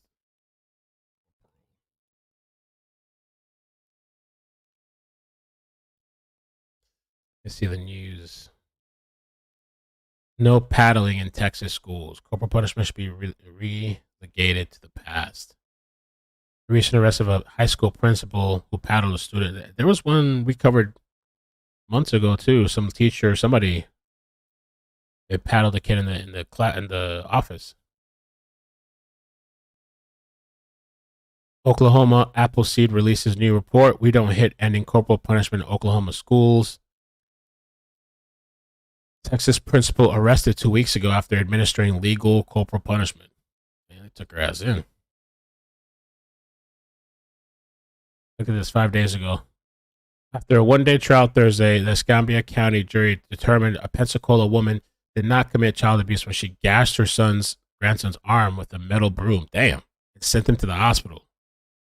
Wow.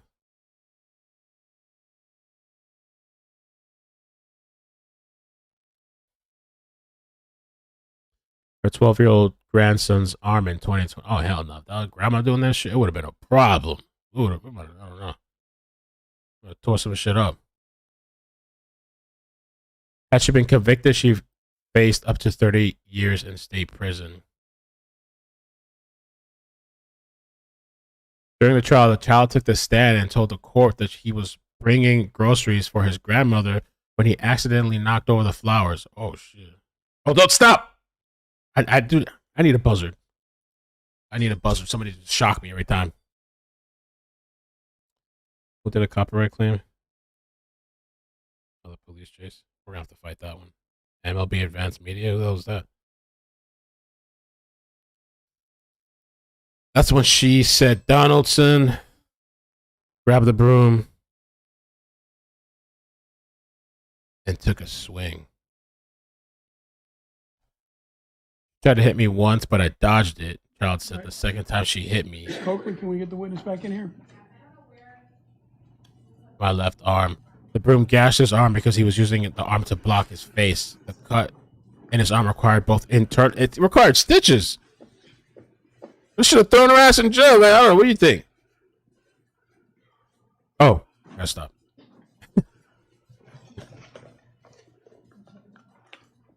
She knowingly and intentionally swung the broom, Sebastian said. She swung it so hard and left him a 3-inch gash. It was so deep he needed stitches inside and out. Ms. Coakley, do you have other witnesses scheduled for this afternoon? Donaldson's attorney, Jim Burns, argued that his client was merely engaging in standard corporal punishment. Do you guys think that's too far? I think they should at least lock her for a couple of days or something. Throw her for a week or something. She took a metal broom to him. She must have really swung that thing hard.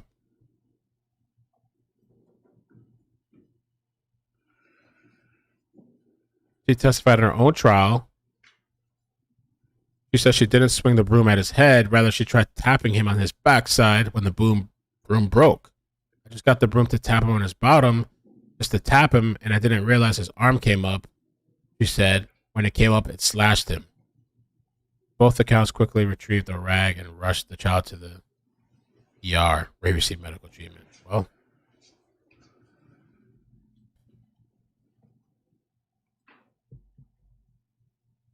so this woman, she goes to the Escambia County School Board meetings, and she recently opposed the firing of former Superintendent Smith back in May. She was also a key voice in 2021 regarding the important role of parents play in the success of students. A school that struggled to keep its grades above D level.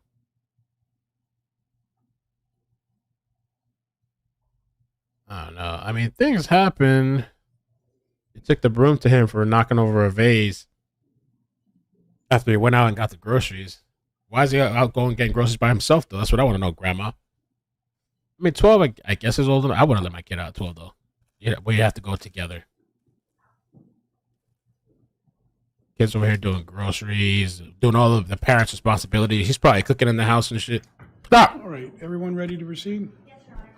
And then they mess up and they get knocked over the head. Go ahead and have the jurors brought back in.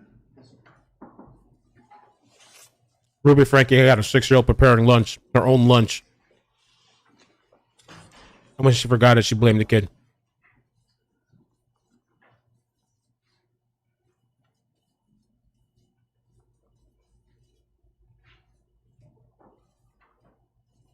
They used to throw the Bible at you guys Rise. in Catholic school.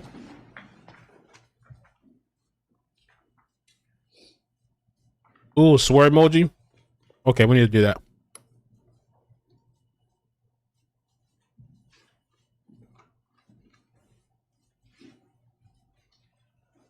All right, everyone may be seated. Ms. Murad, you may continue with your cross.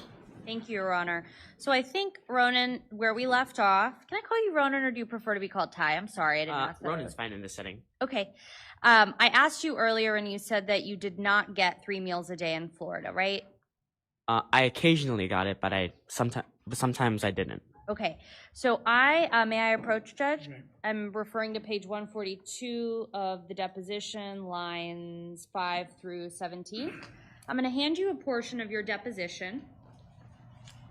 I want you to take a look at it, okay? And when you are done, please look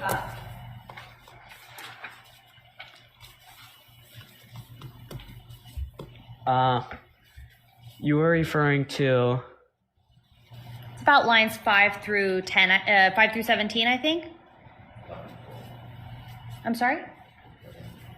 11 through 14.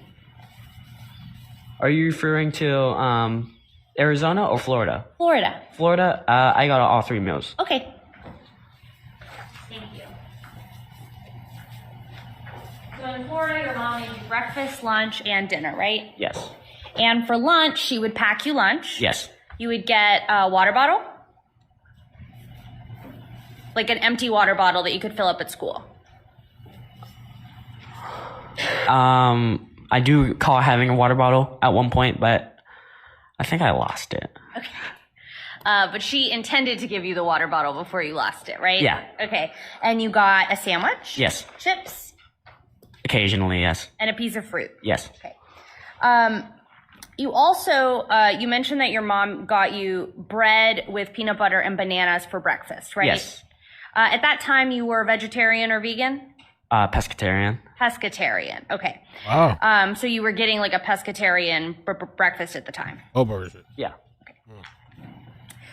We talked a little bit, or you talked in direct examination about sort of the snacks that you wanted, right? Yes. So do you recall going to a pediatrician and the pediatrician not, saying less sugar is way better for you? I'm sorry, let her finish the question so I can then hear the objection. So I lost the question in the middle of the objection. So restate the question and then make your objection and I'll rule. Thank you. Do you recall a pediatrician telling you that, or your mom, that sugary snacks might be bad for you? Objection. I see hearsay. All right, sustain. It goes to effect on the listener, Judge? You can rephrase it in a way that doesn't require hearsay. So Okay, I'm sustaining so- the objection. Is it fair to say that in general, Tracy and Tim wouldn't allow treats and sugary snacks like that for any of the kids for the most part, right? The girls got snacks like that, sugary snacks like that, but I didn't. Okay, and they got it as treats, right? They had that as easy access. They could access it whenever they wanted. It wasn't necessarily an incentive to get that, but it could, if they wanted candy, it could spontaneously happen. And you weren't allowed to have things like candy, Oreos, Funyuns. Those are the kind of snacks you wanted, right? Yeah. Okay.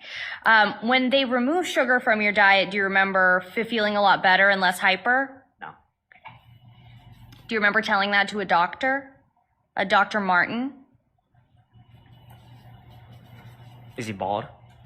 I don't know if Dr. Kathleen Martin is bald. I'm sorry. No, I don't. Sorry, I don't remember. Okay. Would it refresh your recollection to maybe look at that medical record? Yeah. Okay, just give me one moment. They do have doctor records. It looks like. I'm really curious to the extent of what they try to do as far as getting help. I did see somebody else there too. Zerkman said a victim will always defend their abuser.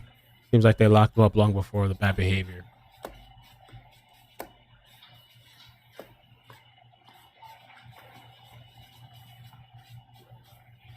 I read there were Christians too. That's what I had read earlier. I'm gonna have my colleague get that, okay? All right. And then we'll look at it. Your mom would do your laundry? At a point where I would,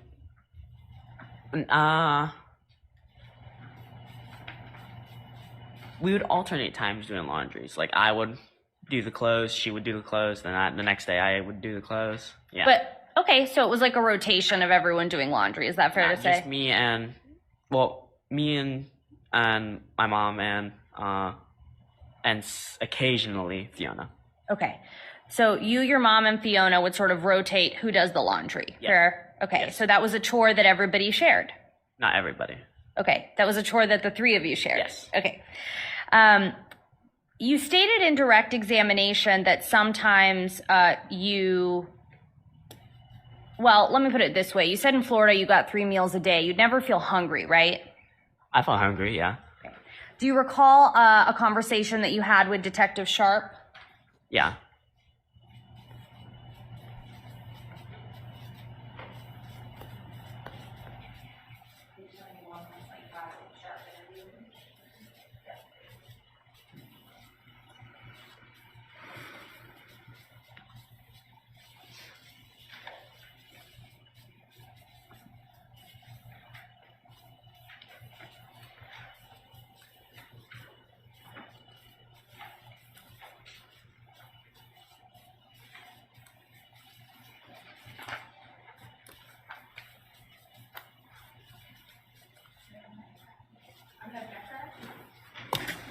Approach. Objecting sidebar. So I think they said this is with regard to the medical record. Something about sugar and cutting back sugar helped them out. I mean, we'll see. I guess I want to reference that.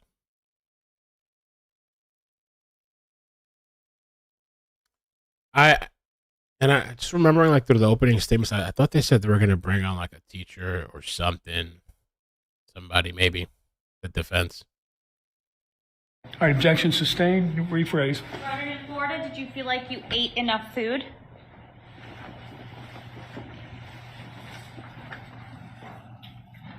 Yes and no. Okay. Do you remember? So your answer is yes and no? I want to say I don't fully recall. Okay. Would it refresh your recollection to look at a conversation that you had with a detective? Yes. Okay. I'm going to direct you to page 71 of a transcript of your interview with Detective Sharp, and it's towards the bottom, okay? Let me know when you're done reading. Just please look at it.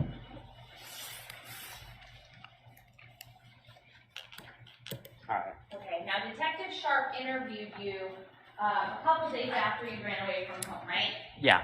And he asked about the home and asked if you got enough food to eat, right? Yes. And you said you did. Yes. That's what you told the detective? Yes.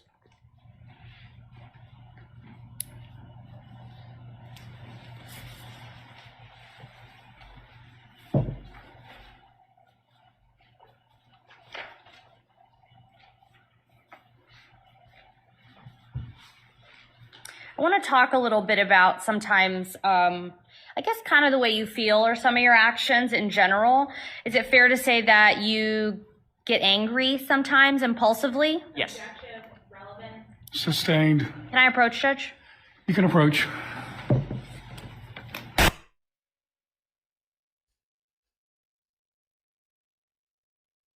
And they still have the rebuttal after this too. So this is the defense right now, and then I believe the prosecution will have a chance to come back and clean up or whatever. Kim says, I grew up on bologna sandwiches. Bologna. I know people that used to just eat, I don't know why, they used to eat mayo and bread. They love that. I couldn't do just mayo and bread.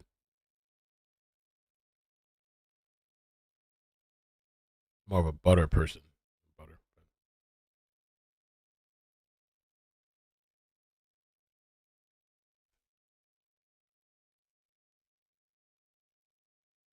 I wonder if the father would take the stand. That'd be interesting too.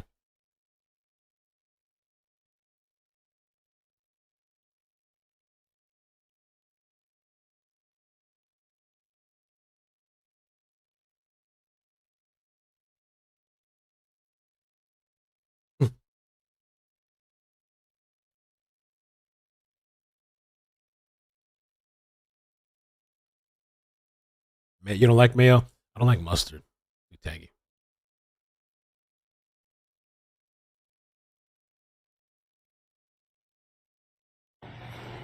All right, let's see. Pepperoni. Just biting on pepperoni. All right, the objection sustained. Ms. Murad, you may continue.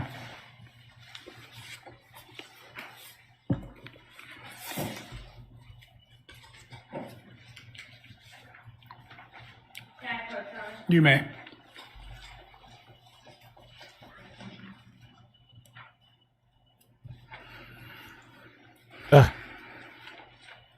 Seven Beauties. I live in Mexico. You would not believe how much Coca-Cola the kids and adults drink here. Yeah, when I've been to Dominican Republic too, they drink a lot of soda over there. All those kids hopped up on soda.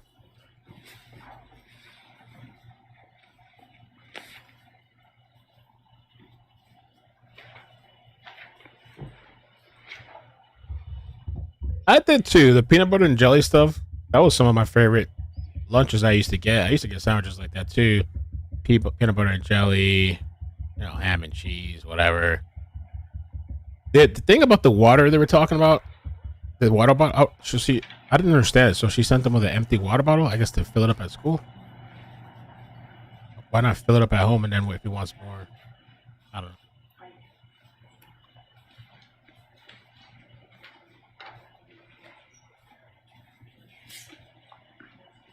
No way. Is that true, folks?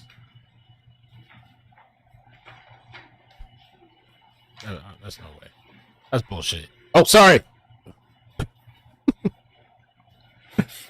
That's gonna get annoying after a while. Mexico's deadly addiction to soft drinks? What? That's true? In Chipas. All right, Ronan, we're almost done. Wow. You've been up there a long time.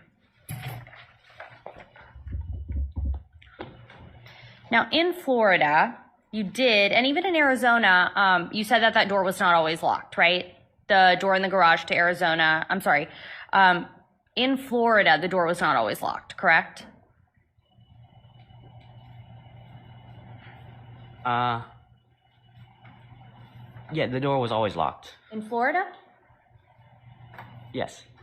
So there was a time when Pierce, for example, was walking into your door while you were playing Legos. Do you remember that? No. If the state admits ring video and it shows that, is it fair to say that that door was open at that time? Yes. If the video shows it was open? I do not recall him walking into my room. I recall that in Arizona, but not in Florida. Okay. Just give me 1 second.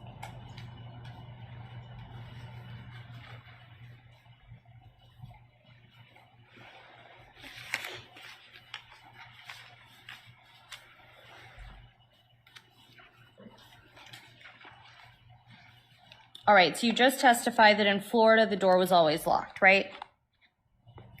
After we moved back. Okay, so most recently in Florida, yes?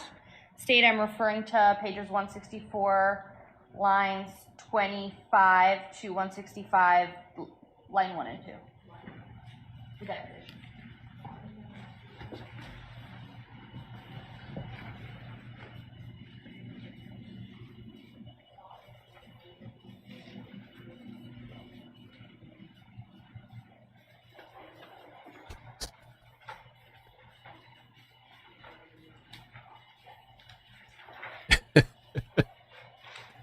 Yeah, you're crazy. You may.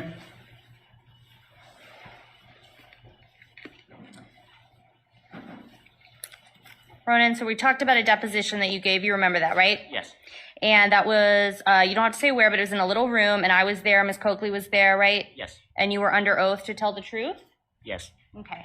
I'm going to hand you 2 pages of that deposition. I'm going to point you to the bottom of page 164, starting on line 17, all the way to 165, line 4. Can you take a look at that for me and look up when you're done?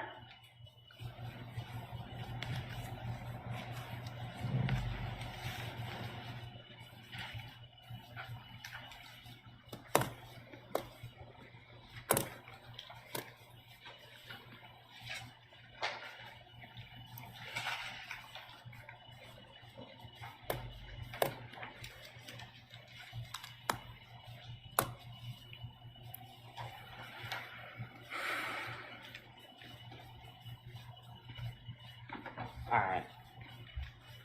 After you looked at that, you were asked if that room in Florida was always locked, and you said that it was not always locked, right? Yeah. And if the jury sees ring video of inside that room during the time that you were in Florida, they'll be able to see what happened in the room. That's fair to say, right? Yep.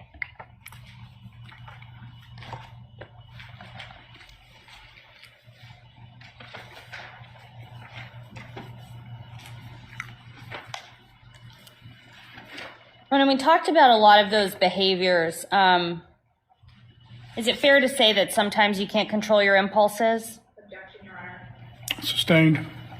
Is it fair to say that sometimes those things, those specific things that we talk about, they can cause harm to other people? Objection. Sustained. When you do something like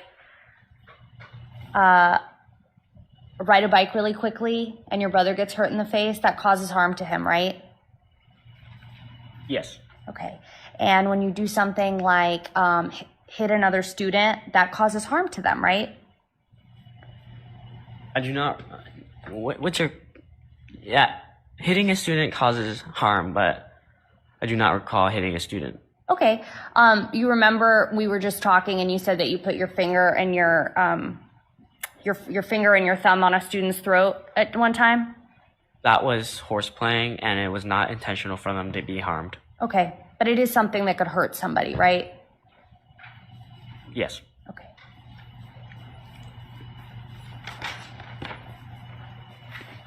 Just some more examples. When Tim and Tracy would discipline you, it was always in response to something that you did. Yes. And sometimes it would also be in response to something that you did that could cause you harm.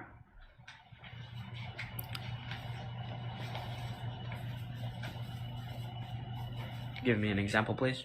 Do you remember almost starting an electrical fire in Arizona? Like playing with the outlet? Yeah. And that did almost cause an electrical fire? No. Okay. It didn't. I know how to prevent one. I'm sorry? Take your time.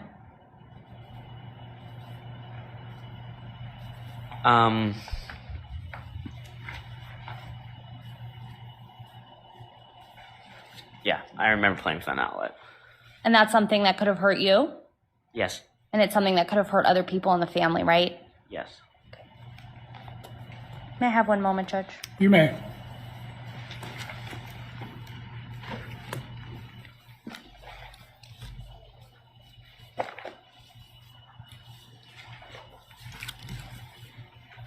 No further questions.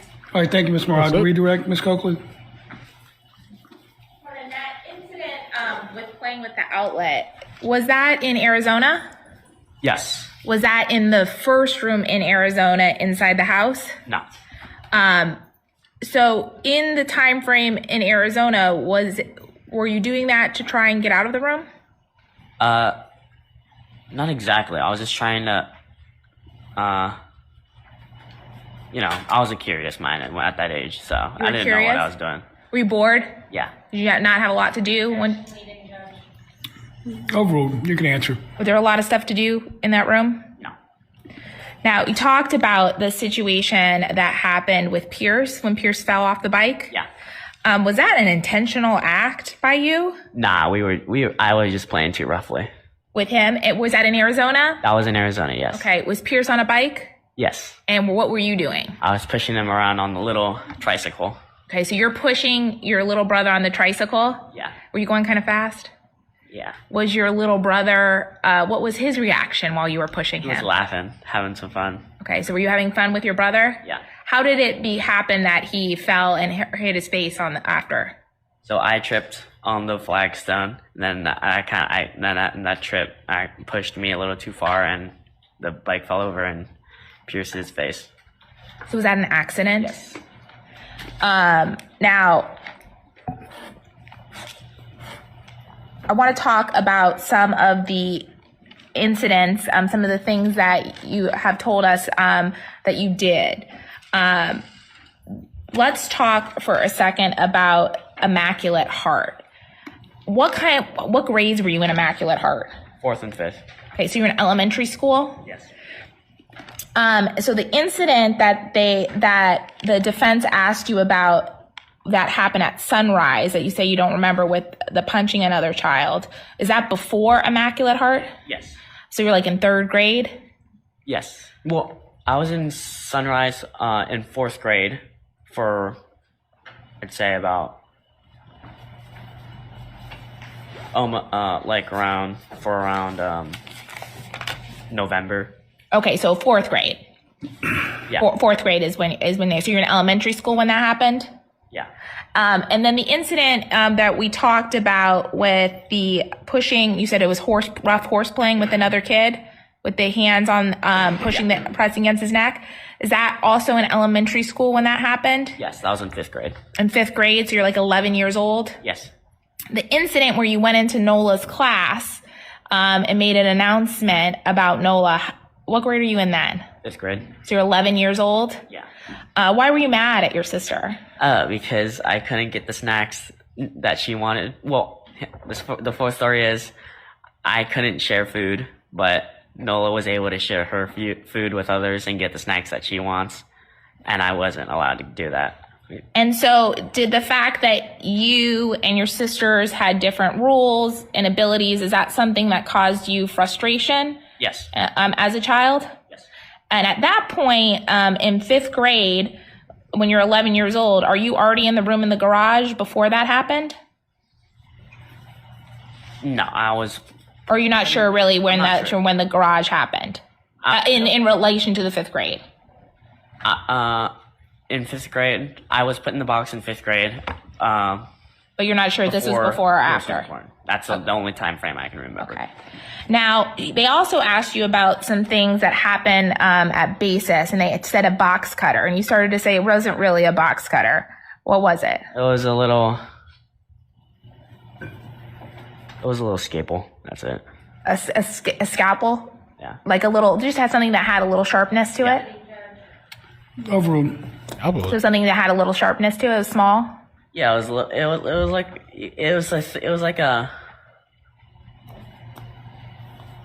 was just a tool with a serrated edge. Did you bring that to threaten anyone? No. Did you bring that to hurt anyone? No. Did you threaten anyone with it? No. Did you just bring it to show people? Yeah. I was in 6th grade and hey, look, I found a cool tool in the toolbox.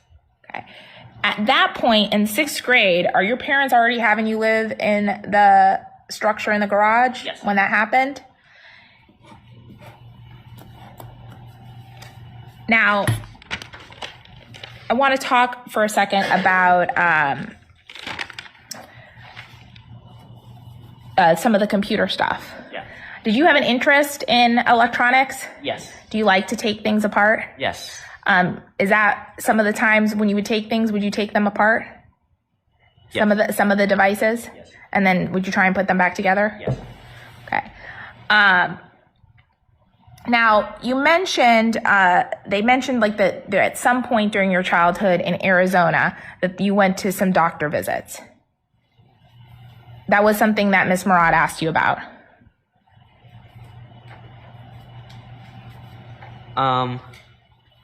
In your life, did your parents take you to the doctor? Yes. Okay. Did they take you to the doctor? Is your recollection in your childhood of going to the doctor every week?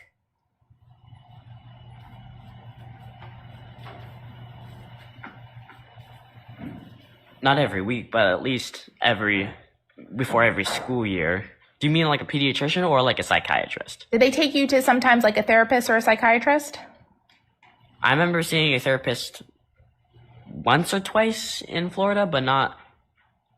I'm talking about Arizona. Arizona, I don't think so. Okay. Now, I want to talk to you a second about, they asked you about in Florida, did you sometimes break the rules? Yes. And you said that sometimes it could be as much as 5 times a week. Yeah. That you would break the rules. Yeah. When we're talking about breaking the rules, are you breaking the rules in a way that hurts the physical safety of anyone that you live with? Are you hurting anyone intentionally? No. Are you hurting yourself intentionally in Florida when you're breaking the rules? Possibly. Okay. Are you doing things like stealing candy? Yeah. Okay. And not talking to your parents when they want you to answer? Yeah. Doing things like having a bad attitude? Yeah. I missed the first objection. Was it? All right, I'm going to sustain that. Rephrase. So when we're talking about breaking the rules that defense asked you about in Florida, the way that you're breaking the rules is not hurting any of your siblings intentionally, or is it hurting any of the siblings? Sustain as to the original question, overruled as to the rephrased. Is it hurting your siblings intentionally? We're talking about in Florida. No. Now, Ms. Murad asked you whether or not the punishments that your parents would do was in response to you breaking one of their rules. The type of punishment you got, did that punishment was that punishment traumatic for you?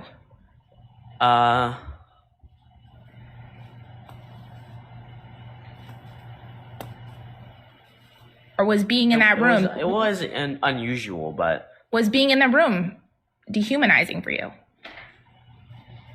Yes, it was. That's all the questions I have. All right, does this conclude this witness's testimony? Let me just take the video off for a second. All right, you can step down. Thank you for being here.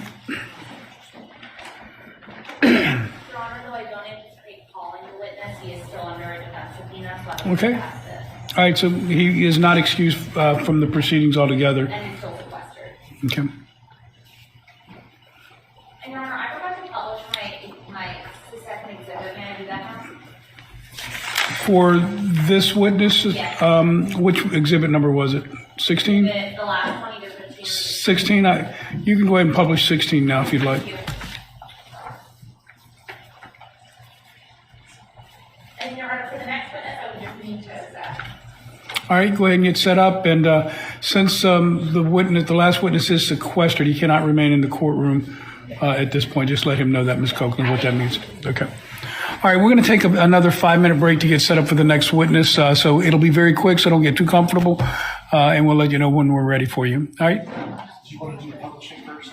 Oh, yeah, do the publishing first, and then I'll wait here while you do that, and then we'll let you go.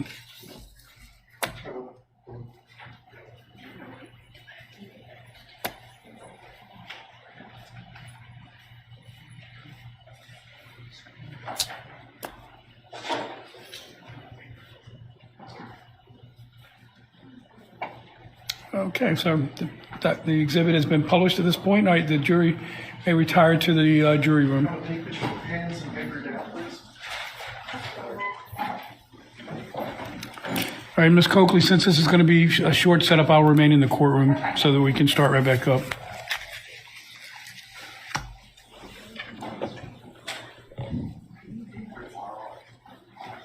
Oh, no problem. Okay. So they're taking a short break. That was pretty interesting. I thought there would be like more questions and stuff. I don't know. I mean, I don't know what, but let me read some of these super chats real quick and then I'll get to the chat. ASCH, thank you for the 23 months membership. Amazing. Makes you wonder if he suffers from a form of Stockholm syndrome, the way he sticks up for his parents after all this abuse, no matter what he did. Tracy, thank you for the super chat, says, oh, I read that. Wait, I think I did. The principal's office in my mom's school had behind him on the wall a ruler all the way up to a baseball bat. Each time you got in trouble, your punishment got upgraded. And so did he hit kids with the bat too? Is that the upgrade? That'd be too much, right? Bonnie Hanner, thank you so much for the super chat. It says, thank God corporal punishment was abolished in public schools. We had a paddle with holes at school. Never struck my children. Love you. I think I saw you in the chat to correct that. Yeah, I don't think it's banned everywhere. Well, there's some places you have to like sign a form or something. And when he said scalpel is I'm thinking he's just using bad wording. But scalpel doesn't sound any better than a box cutter. Scalpel, that thing, they use it for surgery. That thing will cut you up. slice you open easily without any kind of whatever. But he explained, I guess, that he saw it as a tool and wanted to bring it into school. I mean, the whole thing of like him being bored, and that's very plausible. You're really stuck in a thing like that. I'd be doing all kinds of stuff. I wouldn't even pee and poop in the bucket. I'd pee on the walls. I'd start drawing shit with my piss on the walls probably. After a while, just getting annoyed and frustrated. I'd probably smear my poop on the walls or whatever. I'd be doing some crazy-ish. Walkabout Bridge, thank you for the 5 months membership. Official swear emoji. Just River P, thank you for the super chat. Says worked at a youth prison. Saw this kid. What? Worked at a youth prison. Saw this kid over and over in 18 years. No. You talking about this person here, the victim, or are you talking about some different thing? Maybe you're just talking about like a separate thing. They saw somebody over and over and over coming back in. That said, thank you for the 18-month membership. Amazing. Don't forget to hit that like button, thumbs up, and share. Annie T, thank you for the memberships earlier too. Thank you so much. Give them the memberships.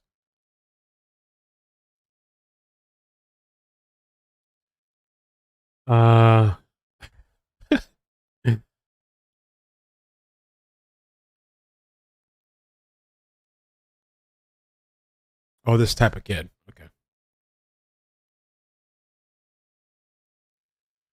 So I wonder who the next witness is.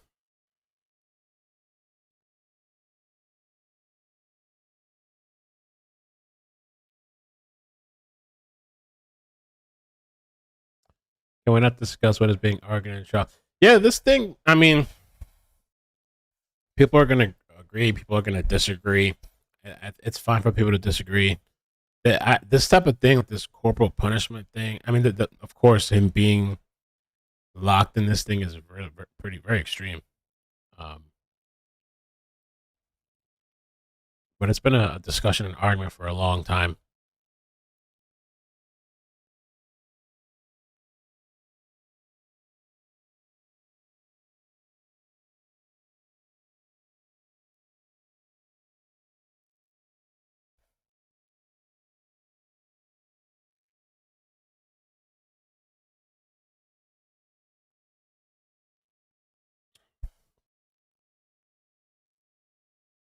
Yeah, I'm really curious too to see what doctors or therapists, as Mary P says, who is the defense going to bring up on the stand? And I'm wondering too, because Ronan wasn't sure. Like he said, he thought he might have seen a therapist once or twice. I think in Florida, and he couldn't remember at all about Arizona. I mean, I think the potential saving grace for these people could be this whole, whether they try to get help or not. I still think they'll charge him with like the imprisonment thing, but if they make a good enough case, they might try to be able to fight this child abuse.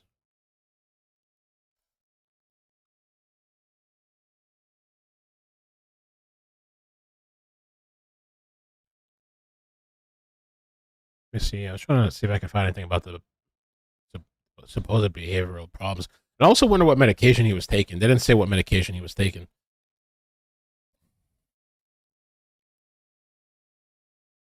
What? No, check this thing out. What the hell?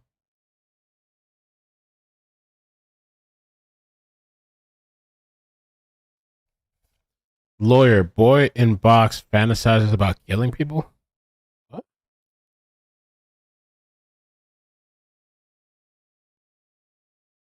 Matt, I don't know, Matt, if you're in the chat, during that pre-trial hearing that they had, do they show pictures and video and stuff like that? Allegations of child abuse. Tonight, they're going on the offensive. An attorney representing the couple accused of locking their son in a tiny windowless room claimed that he was violent. CBS 12's Luli Ortiz has been digging into these new claims.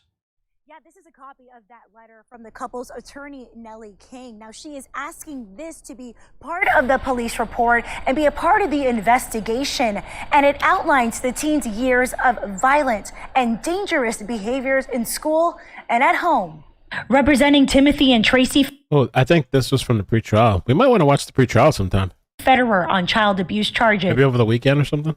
Attorney Nellie King tells the court on Wednesday that the couple's adoptive teenage son suffers from a rare mental disorder and is prone to violent outbursts. I think there's a lot in dispute as far as what this young man is saying, and the court is aware kind of the history of reactive attachment disorder. Today, in a letter sent to officials asking it to be included in their investigation, King documents the child's troubling past. She writes there are numerous school records, photos, medical files, and police reports, which frame his account in an entirely different light.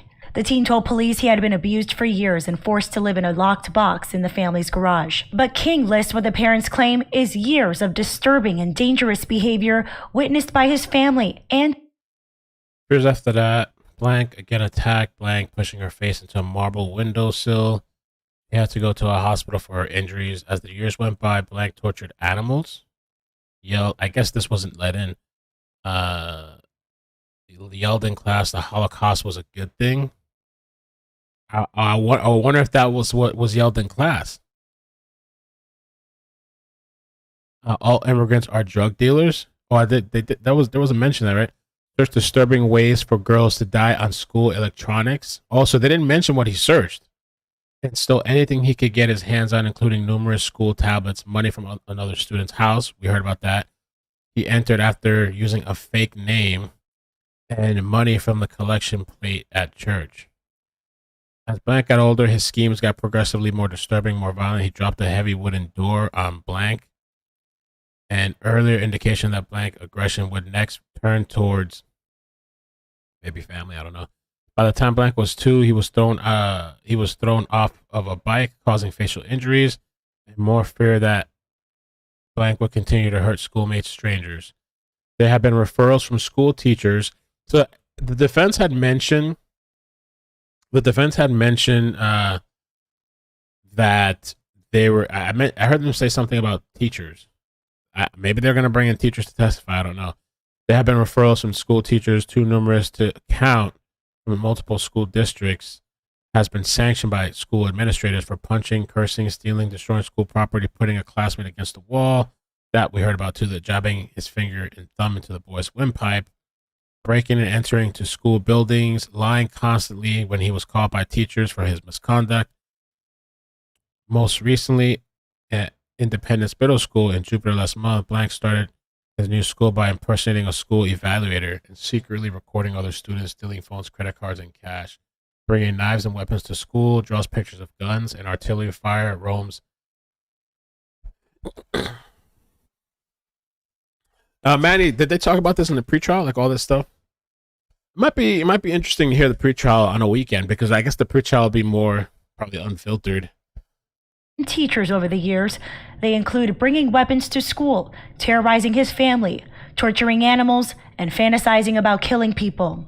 The Ferriters were arrested on Monday and charged with aggravated child abuse and false imprisonment. But in the letter, the parents claimed the teen stole anything he could get his hands on in school and even money from the collection plate at church. He also searched disturbing ways. No, they didn't say that, for real. Damn, that's savage, for real. Where can we get these documents? At church. He also searched disturbing ways for girls to die. The lawyer claims there were efforts made by the parents to get him help to protect their family. They say he suffers from reactive attachment disorder. The reactive attachment disorder. Take a look at that too. Reactive attachment. Attachment or detachment? A condition where a child doesn't form healthy emotional bonds with their caretakers, parental figures, often because of emotional neglect or abuse at an early age. Well, I mean,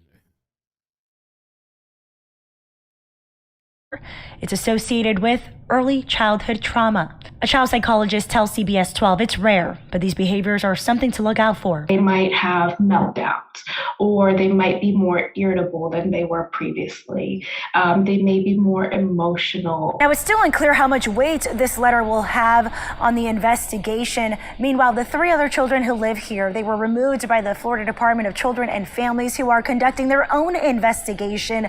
As far as the parents, Tracy and Timothy Ferriter, they have since bonded out of jail, but they have not been seen here since their arrest. In Jupiter, I'm Lily Ortiz, CBS 12 News. Well, shocking. Oh, so that was interesting. Oh,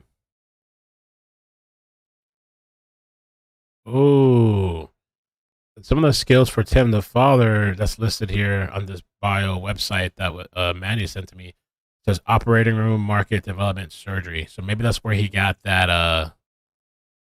Maybe that's where he got the scalpel. Operating room, market development, surgery, surgical instruments, general surgery. Oh shit! And I would just have permissions to view and download. Oh, stop cursing! 1,000. I then fired. Mirror what it. From the Tim with. There we go. I'm going to hell. I'm sorry. All right, Ms. Coakley, you may begin. Can you please introduce yourself to the jury and spell your last name? Yes, my name is Christopher Lowe, Lowe. Who do you work for? I work for the Jupiter Police Department. And what do you do for them? I am the digital forensic agent for the Jupiter Police Department. How long have you been total with the Jupiter Police Department? Just over 9 years. Are you a sworn police officer? I am. And you said that right now you're the digital forensic examiner for the Jupiter Police Department. That's correct. What does that mean that you do? So what I typically do is I assist investigations anytime there is digital media or digital devices involved, and I'll assist with processing that. So sometimes in cases there might be cell phone evidence or other types of digital evidence. That's correct. And so you assist the officer. Yes, I'll assist either officers or detectives. Now, are you involved in the witness statements or otherwise involved in the investigation of a case? Typically, I'm not. As a digital forensic examiner for the Jupiter Police Department, did you assist Detective Andrew Sharp in his investigation of Tim and Tracy Ferriter? I did. What kind of digital evidence did you assist him with in that case? So I assisted Detective Sharp with the download of search warrant results from Ring through Dropbox. Okay, tell me what's Ring. Are you familiar with what Ring is? Yeah, so Ring is it's a manufacturer of home security cameras, and what they allow users to do is observe live or recorded footage via their mobile device or computers. And that recorded footage is that something that Ring keeps possession of or a copy of on their servers? They do. And if a police department has a search warrant, will Ring provide that information to the police department? They will, and they did. Is that what happened in this case? Did the Jupiter Police Department obtain a search warrant for any video from the Ferriter's Ring cameras? Yes, a search warrant was obtained. Now, and you said that you helped somehow with the Dropbox. How, when Ring returns or responds to your search warrant, how do they give the data to you? The way this transpired was Detective Sharp forwarded me an email with a link to a Dropbox folder.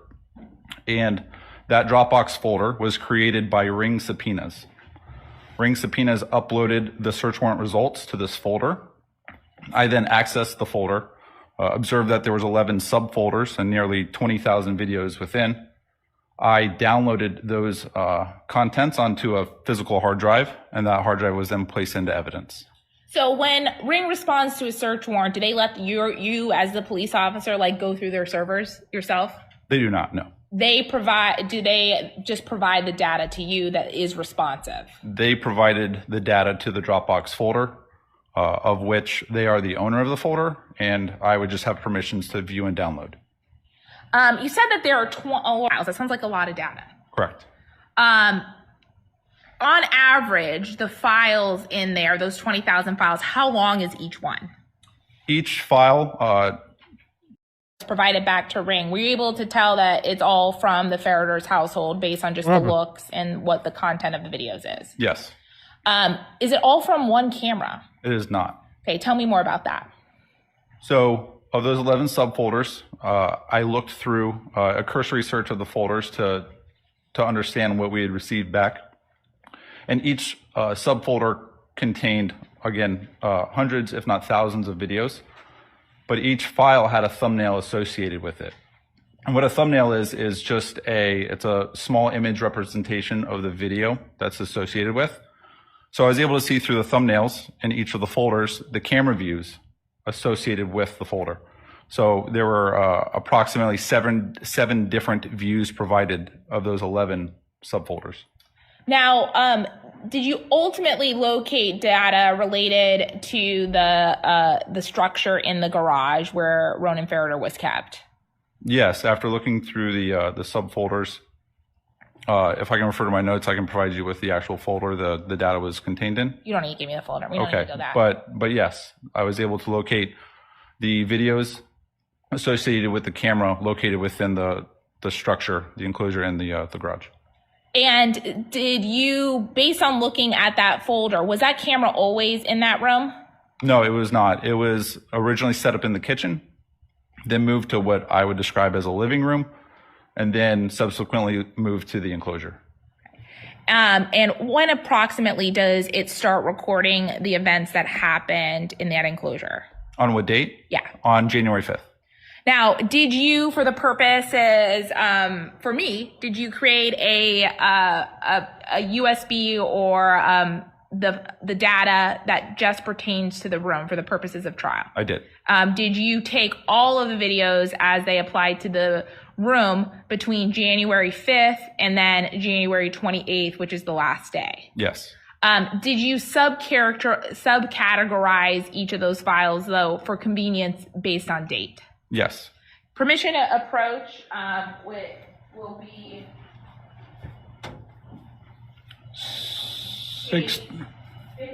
16 is your next number, yes. And permission to approach granted.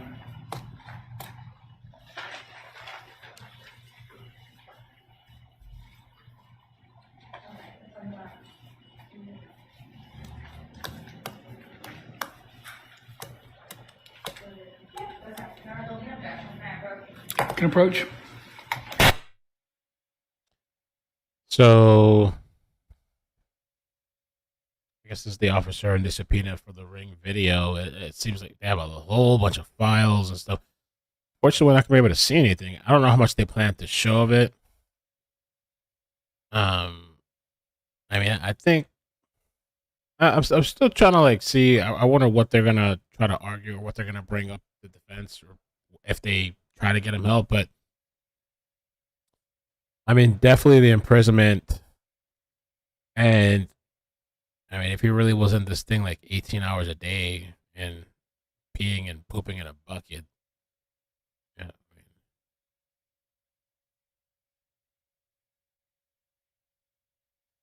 yeah, that I can't, I'm having a hard time getting over that hoax. The whole, what did he do? He gave a 4-year-old beer. Yeah, I don't know. I saw some people in the chat saying like, well, "How did he get the beer?" And I guess the parents had it in the house. I don't know.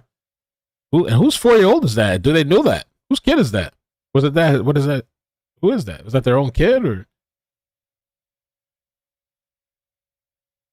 his younger sibling beer? Dang, bro.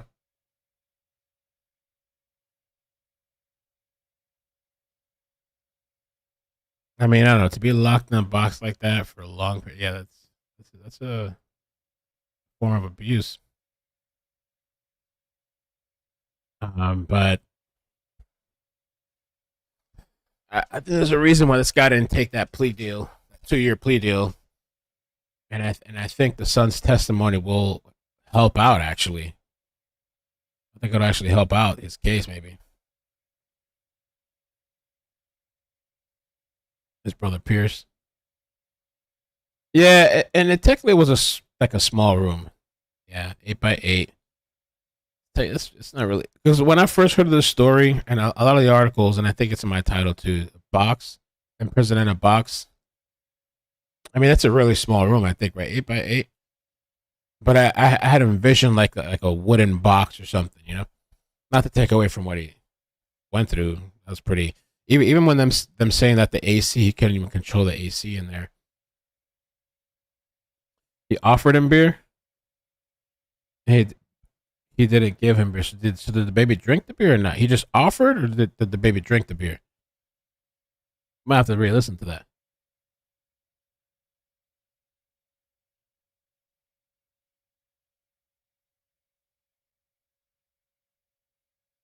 He didn't actually give him the beer. Oh, okay. Well, maybe that's a saving grace. I thought he gave him the beer.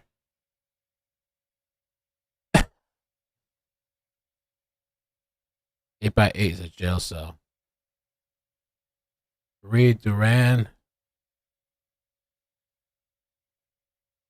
And so they actually kind of running behind on schedule too. So they're I think I had heard Thursday the prosecution was going to arrest, but now they're saying maybe not even Friday, might go into next week, depends. So maybe a 2-week trial, 3 weeks at the most, maybe.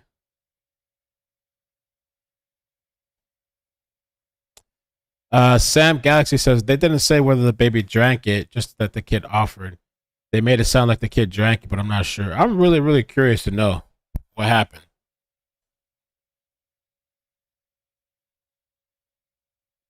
Man.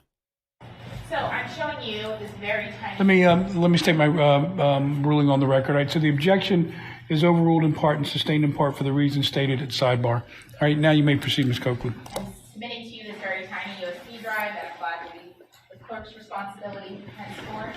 Do you recognize that? Yes, I do. Is that the USB drive that you put all of the videos in that from the Ring camera that were provided by Ring for the room? Yes. Between January 5th and January 28th. Okay. Your Honor, at this time, the state would like to move it into evidence.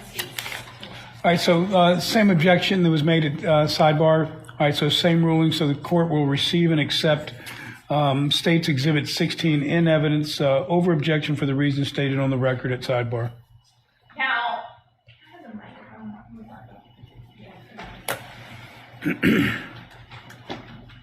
I want to just talk to you for a second so we can kind of explain to the jury how things are organized on here for their purposes if they need to look at it later. Okay. So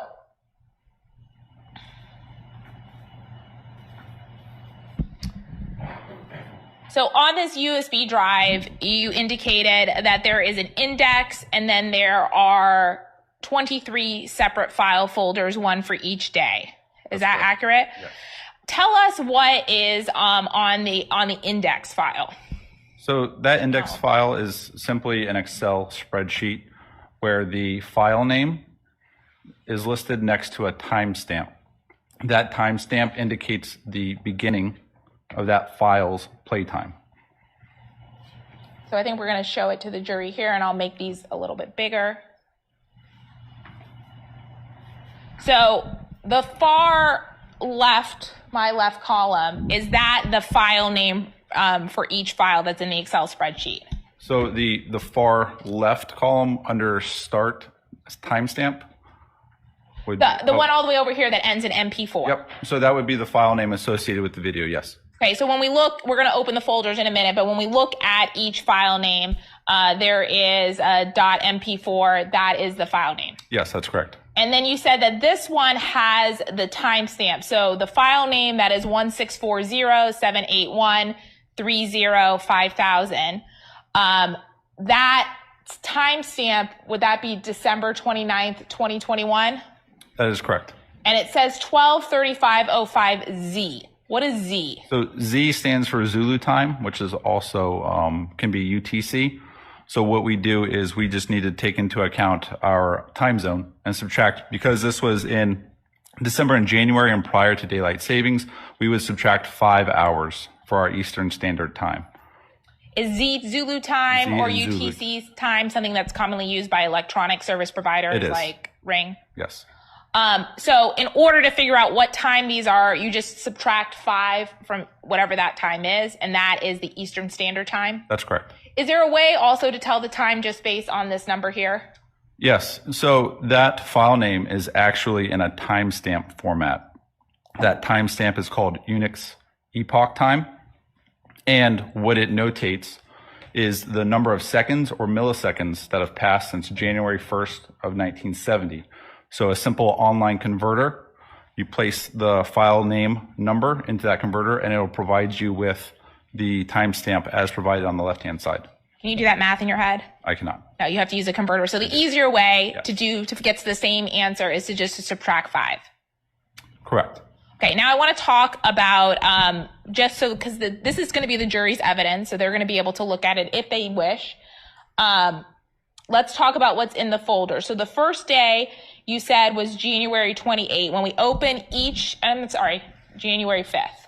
When you open up each file, we see all of these. And what are these? So those will be the file names, and just they'll be the video files themselves. Okay, so for every single one, each one of these days is filled with video files, and each of these files is about a minute long? That's correct. And are they roughly are they in chronological order, starting from the top to the bottom? As long as they're properly sorted within the folder, yes. And so we just take that, put it in the Excel spreadsheet, and that's how we know what time it's at. Yes, or that converter, but yes. Or the converter. And so if we go through every single one of these, there's just videos upon videos. That's correct. Now, like we said, have you had the opportunity to go through them to kind of highlight moments of interaction between the defendant and the child? I have. And are there vast periods recorded where maybe nothing is really happening? Yes. Like when the child is sleeping? Correct. Maybe moving in their sleep, that would have recorded minute videos. That's correct. Okay. But are there also moments recorded that categorize the interactions between the child and the defendant? Yes. Were you able to observe roughly time periods of how long the child is in the room? Yes. Tell me roughly some of the time periods that you were. Overruled. So, yes, in observation, I observed the child within the enclosure for excess of 3 hours at times during the day and more than 10 plus hours overnight. Now, did you observe periods during the day in which the child was in the enclosure without any lights on? Yes. And what was the observation of some of the time frames for that? I'm sorry? The time frames for that? The durations? Yeah, an estimate. Yeah, hours. Now, in order to make this much data kind of understandable, did you make some notes for yourself about when some of those interactions occurred? Yes, yeah. And then did I then convert some of that into montages of the videos? Yes. And have you had a chance to look at that? I have. And just so that we kind of understand what we're looking at when we look at the montage, are those parts of the day in which there are interactions? They are. It's when he leaves and when he comes in? Yes. And then when the parents come in? Correct. And so the times in between, would it be fair to say that those times in between are times where he's like still in the room? Yes. Or still outside the room? Correct. Depending on if he left or came in? Yes. Okay. Now, permission to approach what will be state 17, which is that composite exhibit. You can approach. Approaching with state 17. Do you recognize that? I do. Did you have a chance to look at it? I did. Is that the composite exhibit that I'm talking about? It is. So does it include not every single one of these videos, Correct. but the videos where there is an action or an interaction? Yes. So leaving, coming in, Yes. those types of things. Yes. And one for every single day. Right. Okay. Your Honor, at this time, I'd like to move it into state 17. Any objection? All of the objections already raised, Your Honor. All right, so the same ruling with respect to 16, which means 17 will come in evidence over objection. But I want to note that with respect to 17, it is not all of the files that are in 16. It is a subset of those files representing actual interaction or Yes. Contact. Okay, all right, good enough. And Your Honor, at this time, I'd like to start publishing. I'm not going to publish all of it, but start. Okay. What's the time frame that you're looking at in terms of what you have to publish? Just so I know for time purposes. I'll probably do about half an hour to 30 minutes right now, but then there's going to be a lot more. Okay, all right. It's your show at this point, so you're going to publish what you're going to publish at this point. If it's in evidence, I'm fine with you publishing it. And the jury already understands what publishing means. It means actually showing you what has been received by the court in evidence.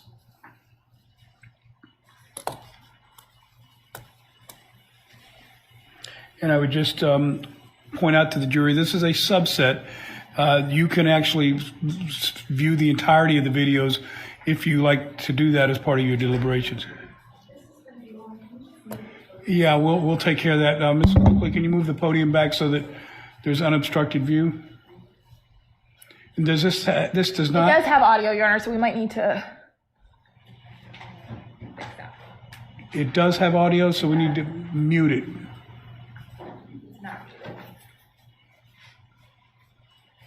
So we may need to troubleshoot that.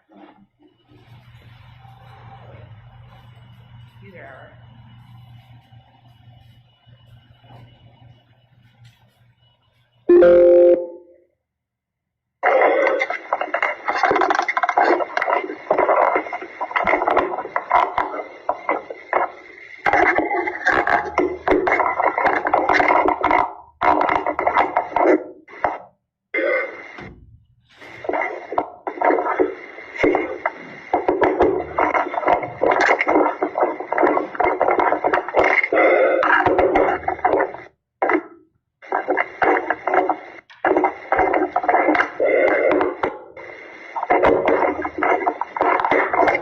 Intending to mute the audio? No.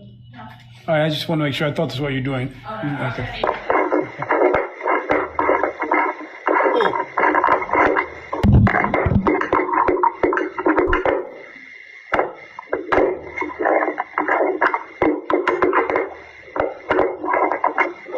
You got video.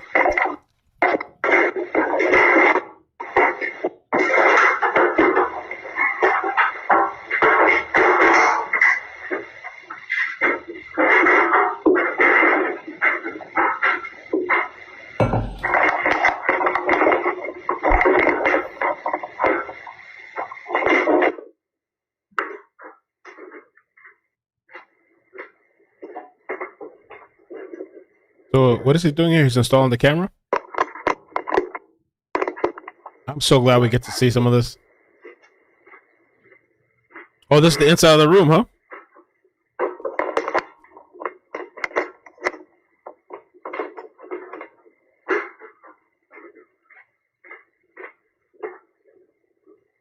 Mo, if you're watching, can you clip that? For a second to kind of explain what we're seeing. So this is the January 5th video. Is this the very first day that you got that Ring provided information for inside the room?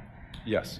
And now we're looking at some data that's displayed on the screen prior to the video.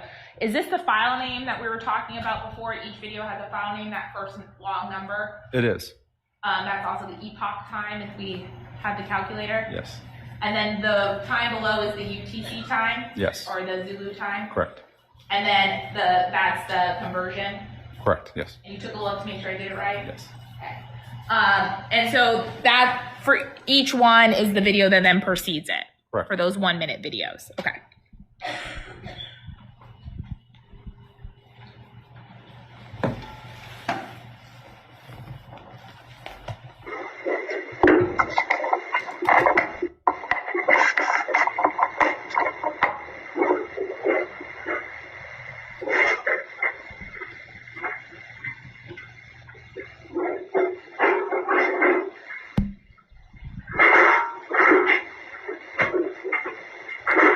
They're not going to show it.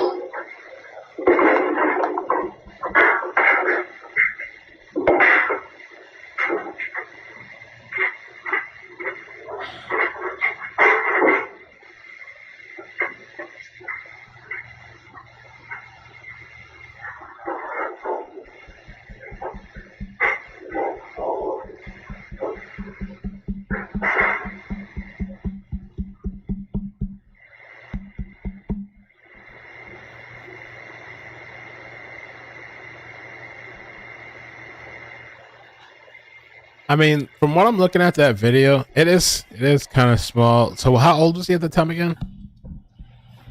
14, I guess, right? That is pretty small for, I guess, for first meal. So the thing is, it doesn't look bad. Like if it was like you're living in a situation where you can't afford, or you're in a small place or something, it's the fact that, like, I guess he was locked in there, you know, right, from the outside, and the whole AC thing in the long period of time.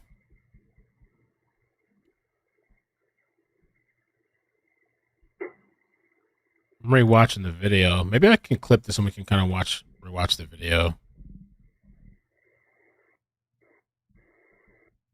And Mo, if you can clip that for me when you have it. I know you're clipping for Twitter. We can post it on Twitter. I hope that they show us more. See, things like this, I just don't understand why. I understand if the victim is there. Like the stuff where they're showing like, the inside of the room of him setting it up. I mean, why can't they show that?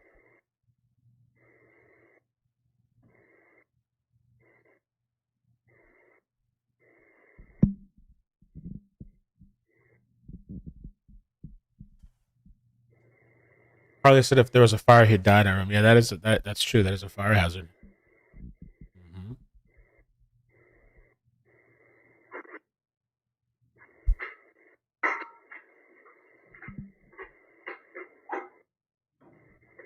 Yeah, no, I agree. The camera thing, that's weird for sure. I mean, who knows what they saw on video, right? Watching them all the time like that. And he has to use the restroom in there too, so they're watching him go to the bathroom and stuff. Hi, bud. Yeah, come on in for a second. Yeah. Hi, what are you doing? It's a butt. Pulling butt. Yeah. Can I talk pulling butt? Yeah, the bus. Yeah, sure. Can I touch it? Yeah. Sure. Can I touch the Legos? Yeah.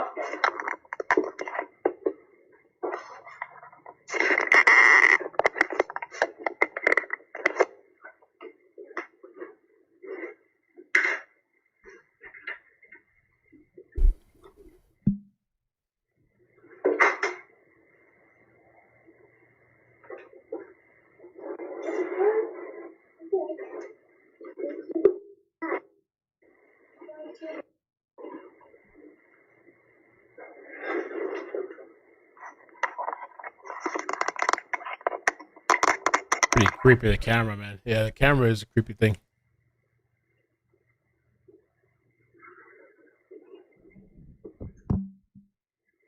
Okay, let's go. Oh.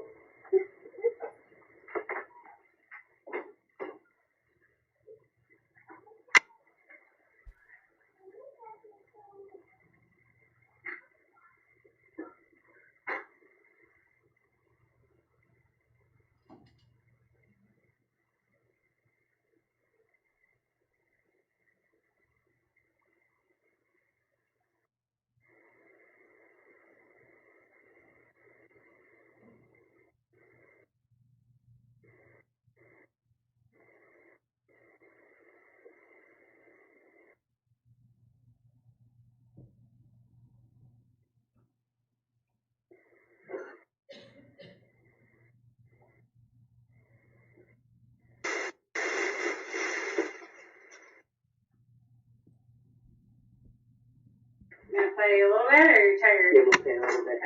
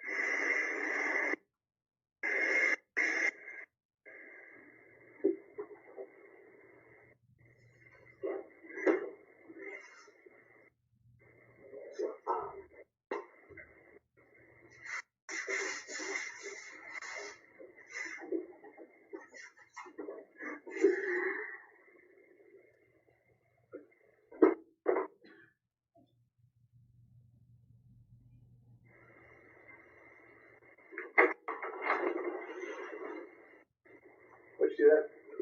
Because I don't like, because you can see like the carpet that's behind the wall, and when I want to sit right there, I want to see these pictures because I want to be right under the AC, and I don't want that wire right there on the desk. No, I'm gonna get a length. Now you gotta put that back. I want that desk against that wall. Right now? Yeah, right now. Let's just do this. Put the stuff out of here for right now. I guess.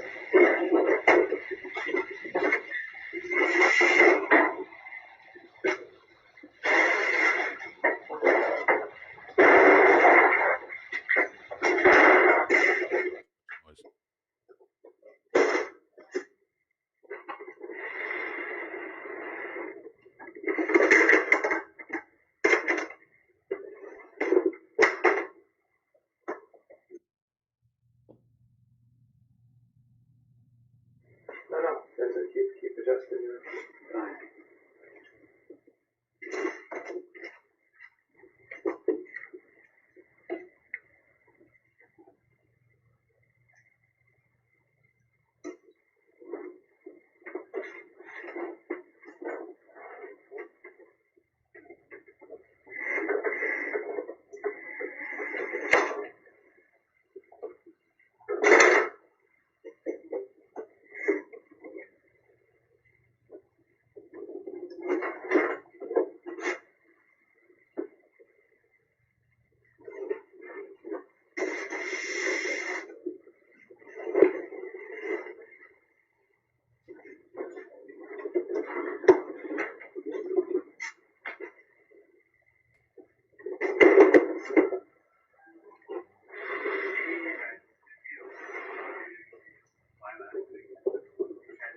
Yeah, they're not showing the video, guys. Just audio.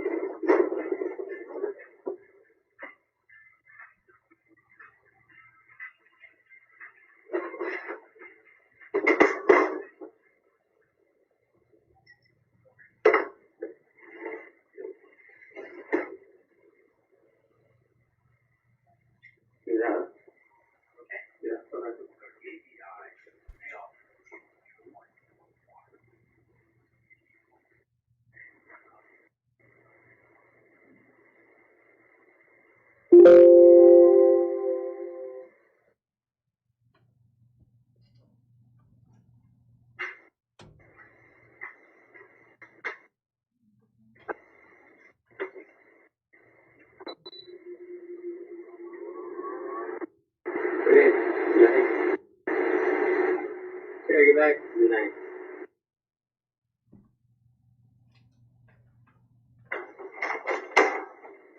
Want to tell me something? Stand up. Want to tell me something? Don't tell me what. This is your one chance. Don't look at me like an asshole. You want to tell me something or not? I have a nightmare. Yeah, from where? Blue van. Where? Green van. Excuse me? Green van. Stealing again? I mean, really? What the fuck is wrong with you? You're stealing fucking like disappointing. chocolate, and you got so much stuff in your room. Fucking break. You're just such a disappointment. You're gonna lose. I'm gonna take you out of that school, and you're gonna be in this room. He's gonna be. You're this close because I can't trust shit you do. I'm gonna put the ankle bracelet back on, and then you can try to fucking run away if you want and do all the bullshit you do. But I'm gonna lock your ass down. Because those are for my toilet. Give me a fucking break. Why do you have all this tape? I'm sick of the bullshit. You're a big boy, you're gonna steal, you're gonna talk to the police, I'm gonna give you a fucking real deal. Okay? You're gonna steal from our fucking house? Again? Give me a fucking micro. What other shit do you got in here? Because you're gonna lose it all in about 2 seconds. Lose every fucking It's thing. all gonna All be this smashed shit. real quick. I told you not to unplug that fucking thing, right? Yeah. You listen to me? Yeah. Bullshit, you No, you listen to me? didn't. You Just told unplugged it to plug this in, and then you're just a liar, Ronan. Just keep lying. You lied earlier when I asked you. You can't.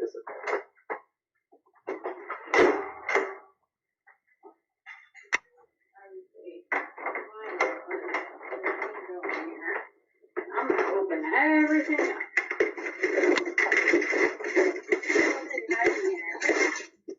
Stand up, stand in the corner.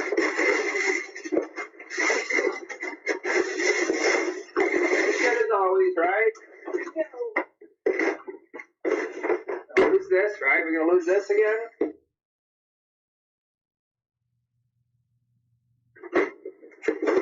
Same way? Is that what you wanna do?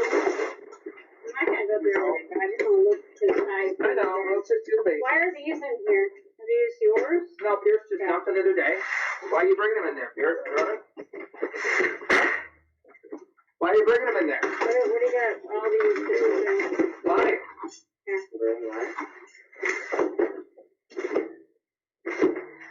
sure there's a bunch of stuff in here that's going to be all... Anything else you want to tell us about before we find it? Get over there. Why do you have this in here? This is not yours. What? Where are these in here? Who are these? What are they? This like belongs to the kids or...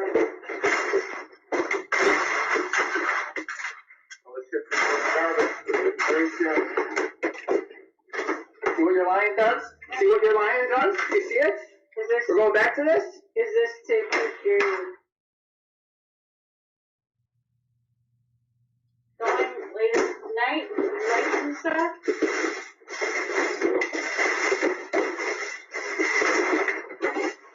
I don't know what you're doing. You just had ice cream with us, right? I'm this close to getting you a computer to do coding. Yeah, right. Do you deserve that shit now? Fuck no. Okay, I'm just gonna take this out because obviously I can't trust under all these bins. So just take this one out. Take this one out.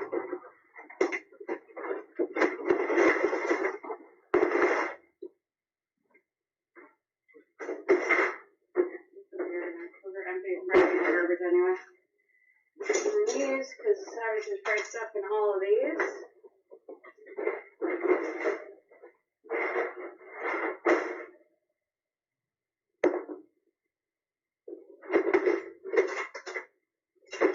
Why did you move this? Was that a big lie? Yes. You could have a hidden spot and you couldn't be seen on the camera, right? But you're gonna lie to me. I want to have it this way so I can sit this way so I can do this. Right? Yeah. So you can access to the plug and recharge the device, right? Yeah. Why not earn stuff? Why? We said we're gonna get you a computer, we're gonna get all these things. Why? It's hard to. Well, it's hard. You were gonna have every kind of thing that you'd want. You just earn it. You just had ice cream tonight, so why are you gonna steal chocolate? You're getting cookies, you're getting ice cream, you're getting all these things, so why steal when you're getting all this stuff? You go off the edge at school, you'll be done with school. You'll be in here homeschooling. I told you that's a possibility. So go ahead and test me tomorrow by going to school and misbehaving or doing any shit you shouldn't do. Test me.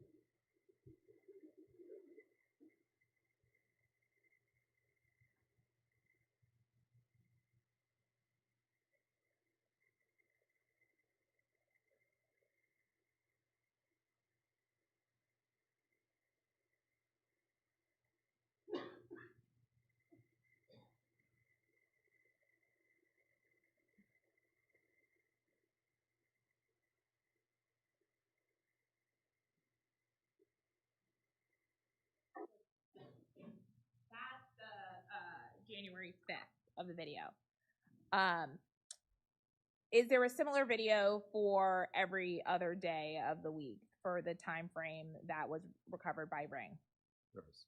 Now, we see that the Eastern Standard Time is on, is converted. Is there one video where there is not the Eastern Standard Time? Yes. Did you look at that and do the conversion for me? Yes. Okay, let's talk about that now quickly. We are going to look at the other videos, but just so when we get there, we know, is that the last day in the room, which is January 28th? That's correct. Pull it up.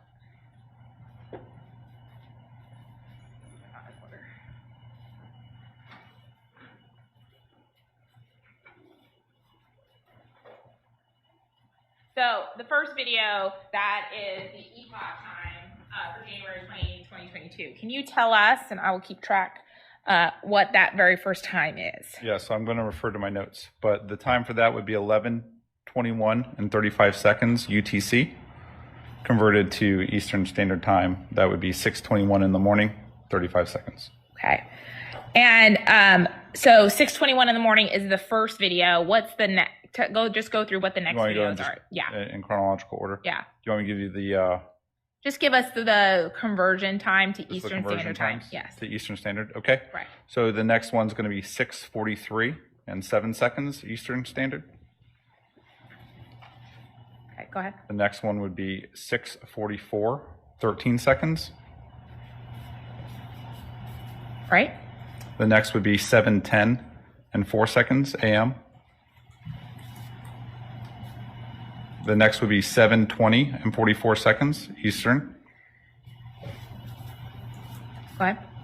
The next would be 7:21 and 50 seconds AM, and that's Eastern Standard Time.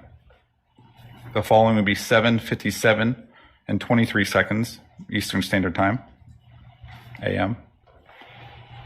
The next would be 8:31 and 8 seconds Eastern Standard Time, again in the morning. And then finally, 9:02 and 38 seconds Eastern Standard Time, and that would be in the morning still. And then that's the last time that the victim in this case is depicted in the room. Correct. Is 9:02 a.m. on January 28th, 2022. That's correct. Yes. There's one other one that's missing, right? Yes. Which on January 17th? 16th. 16th? Yes. And what time is missing on that one? So on the first video, the time that's missing is 5:23 and 44 seconds AM Eastern Standard Time. All of the rest of them have the appropriate Eastern Standard Time, right? Yes. Now, I want to talk about the fact that there were some things that were picked up on additional cameras as well, right? Yes. I want to show you a few videos.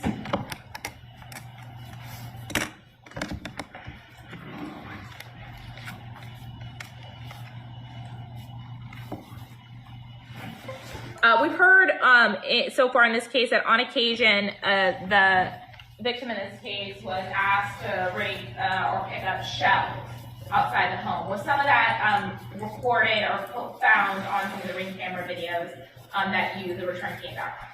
Yes. Permission to approach. Granted. Turner will be states 18. Okay.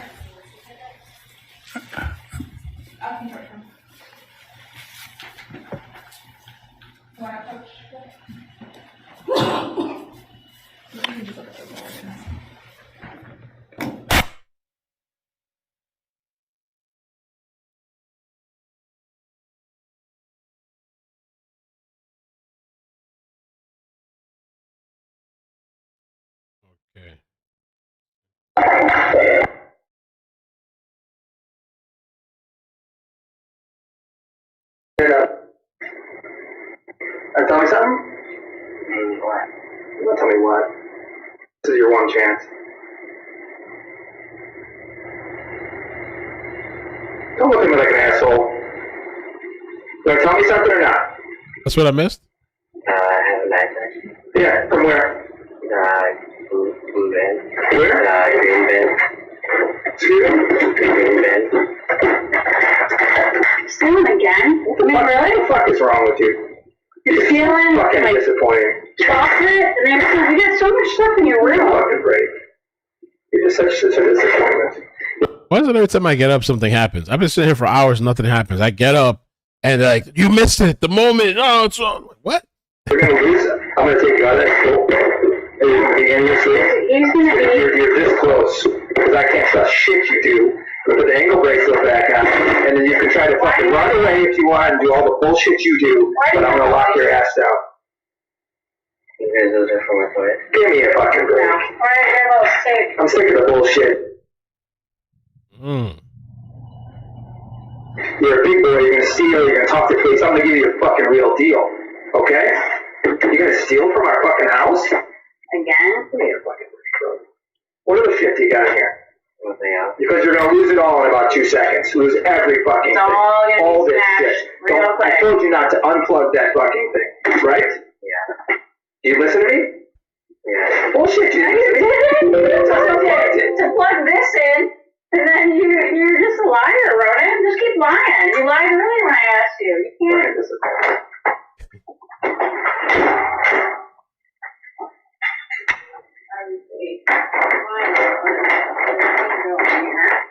I'm gonna open everything up. All right, so ladies and gentlemen, we're going to take a short 10-minute break to get technology set up. We will finish in the normal time today, so and I wouldn't even take a break now, but for the technology that we need to transition for. All right.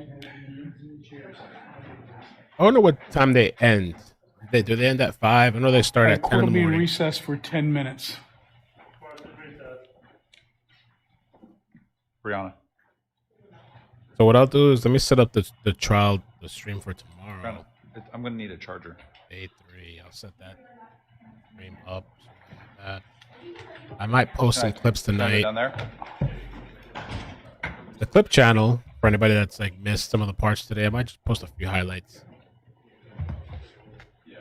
I'm gonna try to, I don't know, maybe I'll timestamp it if possible, the 2 live streams. But I do have a playlist.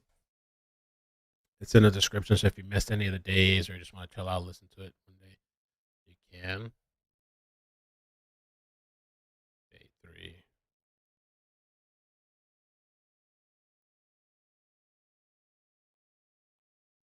We can take a look at this video too. Day 3. Boom. For tomorrow. Let me just activate tomorrow's stream. Just do it now while I'm here. Yeah, and thank you again. Thank you guys for hanging out with me the entire day. Appreciate that.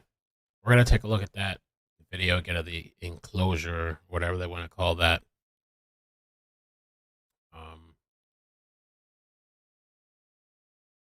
This person, this father, he has money. You know, they made this enclosure for him. When I was first looking at the room, I'm kind of like, there's people in really crappy situations that they're like sharing rooms and stacking up on each other. But this guy has money. It's a really small enclosure. And I guess if you're being locked in there, you can't walk in and out. It's locked from the outside. So you just have like this small space. And literally, you know, if you're having to use the bathroom or restroom right there, you just have it there in a bucket and you're sleeping and smelling it and all this stuff and eating in there. All right, let's see me do this for tomorrow. Settings. Day 3.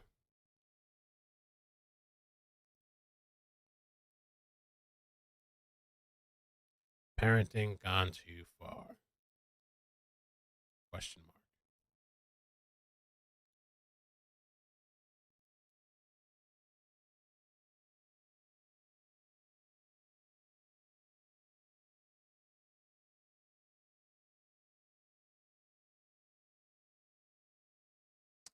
So we'll be back 10 a.m. tomorrow.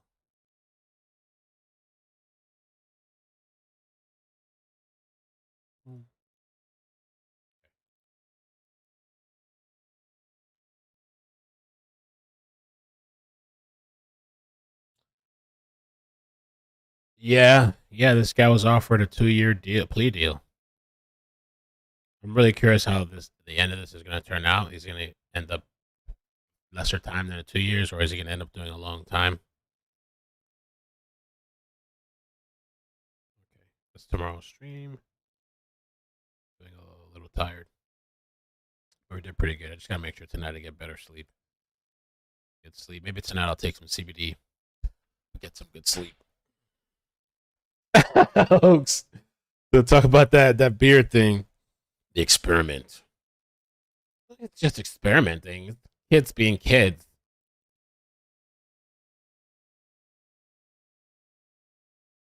For sure. I mean, it seems like that room enclosure really kind of made things worse for him. Let's see, did I download the clip?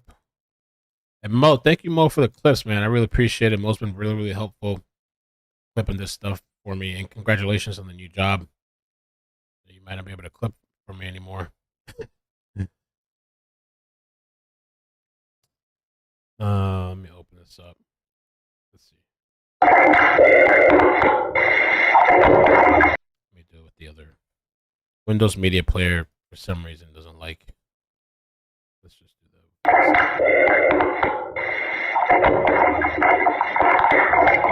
Intending to mute the audio?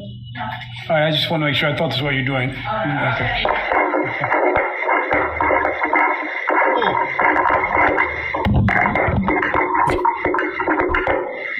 Every time I get up, man.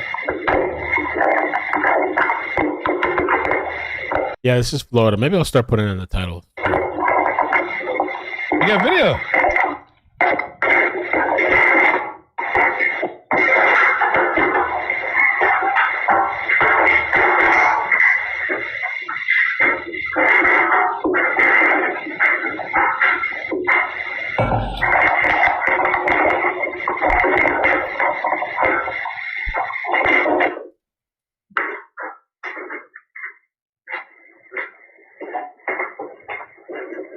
So what is he doing here? He's installing the camera? I'm so glad we get to see some of this. Oh, this is the inside of the room, huh?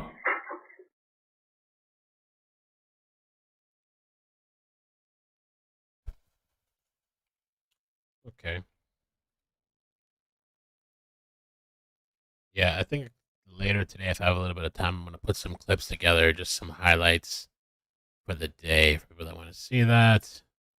Here's a video of Reed Duran. He's going to trial. Oh, at the end of October. Okay, a child predator. I finally get a unit up here. Have you seen her before? Sir. Have you seen her before? There's clothes.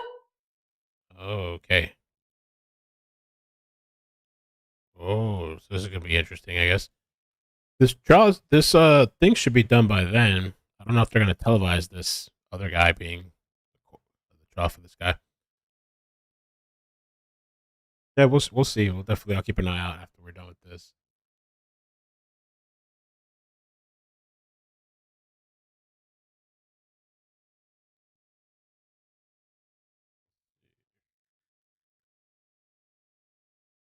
Lord, man.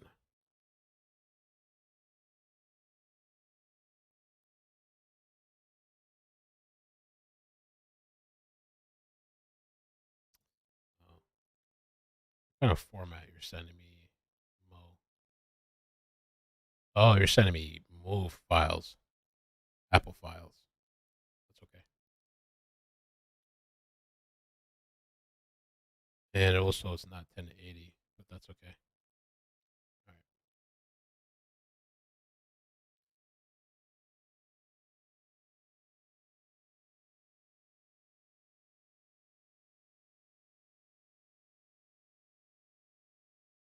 Yeah, I'm gonna make a nice little video. So, oh, by the way, too, make sure you guys follow me on my backup channel. If you could please help me out with that. We're almost at 4,000 subs. I only get 3 notifications on the main channel, so definitely, when you have a chance, subscribe to the backup channel. I'm gonna be doing videos there, posting highlights there, going live over there when I don't have any notifications over here, that kind of stuff. Eventually, that might be the Chase channel, is what I'm thinking. Eventually. But yeah, subscribe to that. It's also in the description.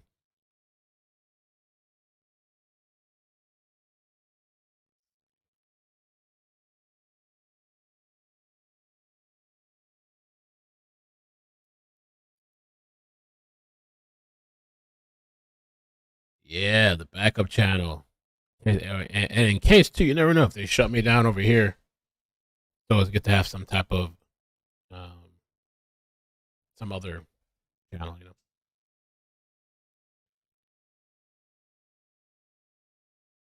What did the contractor say? There was audio, right? The contractor. I want to find out what that contractor stuff is at. Oh, and Mandy. What Mandy sent me. So this guy, they're saying the father here, he's big money. I'm all over the place.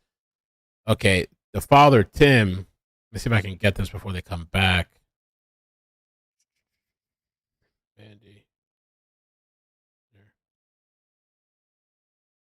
So he's the global head business development acquired by Abbott. Well, he was acquired by Abbott at Walk Vascular LLC. Abbott's like a huge company, I think a drug company. So announced Tuesday that it has acquired Walk Vascular LLC, a commercial stage medical device company with a minimally invasive mechanical aspiration thrombectomy, I think, system designed to remove peripheral blood clots. Walk Vascular's peripheral thrombectomy systems will be incorporated in Abbott's existing endovascular product portfolio. So I think the guy has big money, big time money, el dinero. He does medical equipment. That's why he is deep pockets for his defense. The other thing, which is kind of ironic or maybe unironic, or ironic. So yeah, he was with SiriusXM, the Catholic channel. He was on the Catholic channel. Tim Ferriter joins Cardinal Dolan. So he's in with the Catholic connections. I don't know if he just appeared for a show or a podcast or something.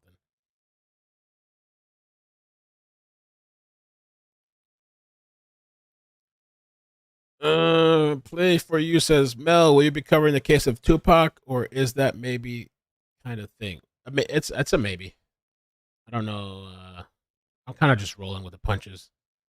Whatever happens and whatever is open at the time. Whenever this is over, we'll jump on the next thing.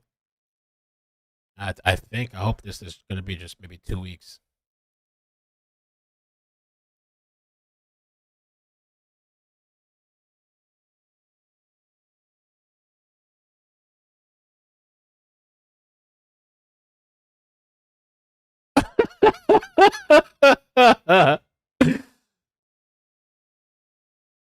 People are messaging me about this, the weirdo guy that took Charlotte. He looks similar to somebody on YouTube. I thought it was kind of funny. Kind of does.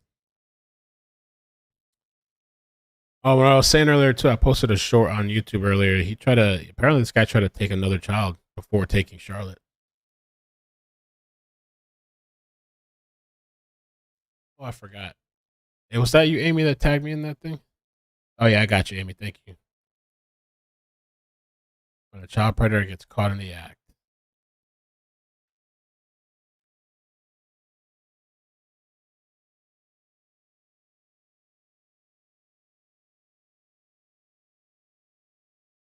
Technology.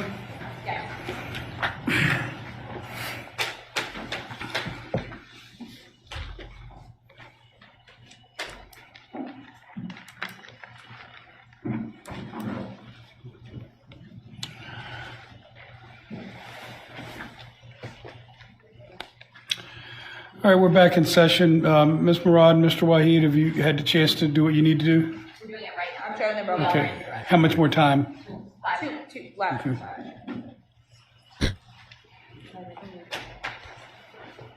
Temporary contract per day. I don't know if the rich people, they just make up their own pronunciations for their name and shit. Oh, sorry.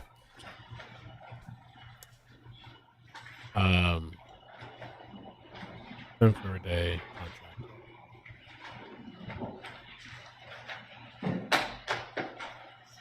Contractor saw red flags.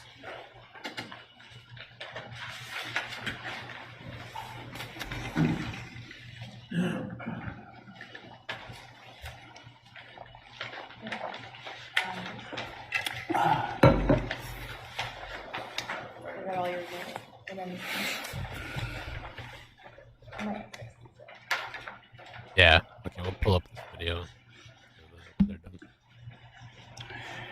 Ms. Coakley, how long is this next publishing? It's going to be short. And then this is just I plan on breaking today about 5 minutes to 5, so that's the reason I'm asking. Oh, they're done at 5? Okay. Not bad. Mark, so that he left, he didn't come back. You didn't have to tell him he wasn't. We've definitely had longer day trials, like 8 to like 6 or 5 something. All right. We start at 10 to 5. It's not bad. Okay. It is weird. I know. I really need a shock thing. It's the backup channel. I have to give the shock thing to a trusted friend that watches the channel. Shock. Backup channel.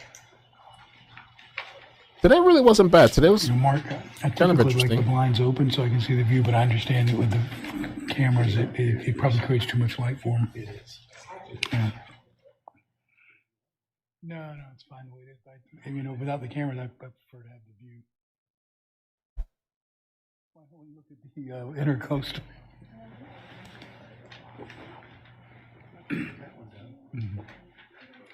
We're good? Okay, Ms. Coakley, you ready to proceed?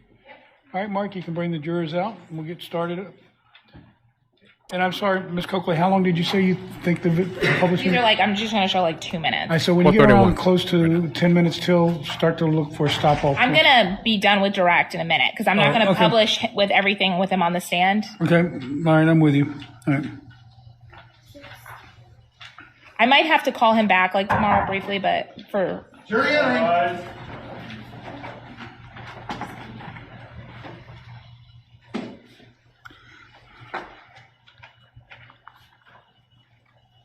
Oh, you did, Tina. I should check you out. That's true. Yeah. All right, everyone may be seated. All right, Ms. Coakley, you may continue. I showed you what's going to be marked for evidence. It states 18, which, am I 18? Am I right, Madam Clerk? Your next exhibit is 18. Thank you so much. 18, one of them was a video, I showed you 2 different USBs, correct? Correct. And did you recognize the videos in both? Yes. Are they from the doorbell angle camera from the Ferriter's home? Yes. And they're just a selected 4 or 5 videos for each of the 2 topics, correct? Yes. And the first one that's going to be marked as states 18 involves the shells. Are those the true and accurate videos that you received from Ring? Yes. Your Honor, at this time, I'd like to move them into evidence as states 18. Okay, Ms. Murad, you're going to renew your objection made at sidebar. All right, so the court's ruling at sidebar will remain the same, so the court receives and accepts States Exhibit 18 in evidence over objection as stated at sidebar. And states 19, you reviewed as well. Does that also show a similar view, but this time the child, instead of with the shells, is raking leaves? Yes. And it also shows him trying to get in the house and it not being open. Correct. Overruled. Yes. Are they true and accurate depictions of the videos that you received from Ring? Yes.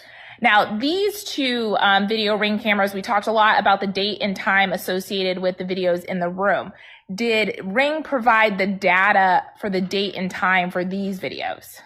I did not observe date and time associated files. And the file name for these, is it the same way where we could just put the file name in, or is it a different, they use some sort of different file naming system for that? It is not the same format as the previously observed files.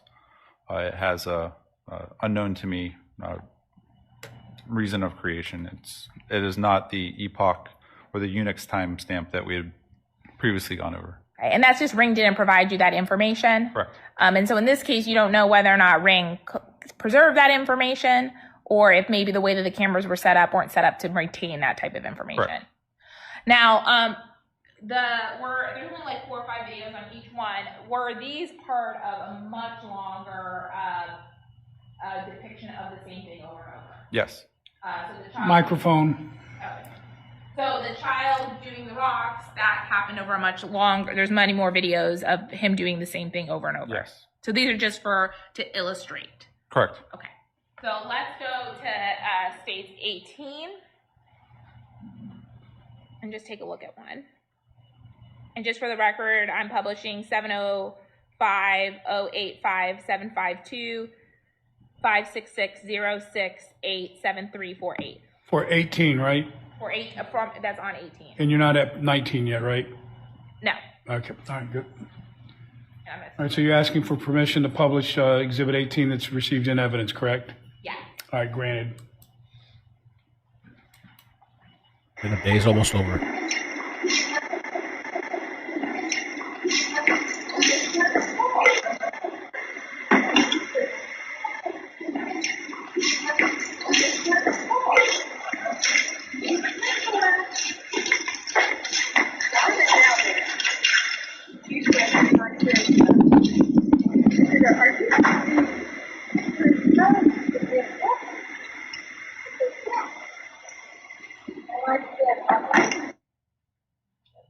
Publishing the fourth video on that file.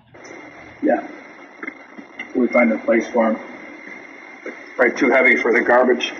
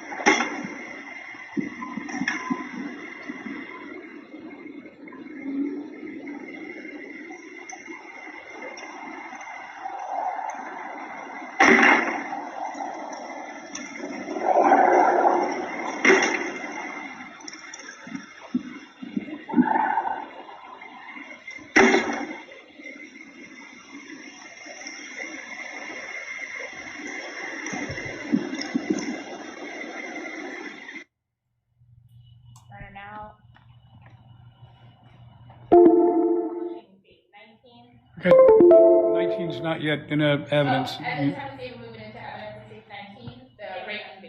Same objection, same ruling, and same latitude to the defense and the cross.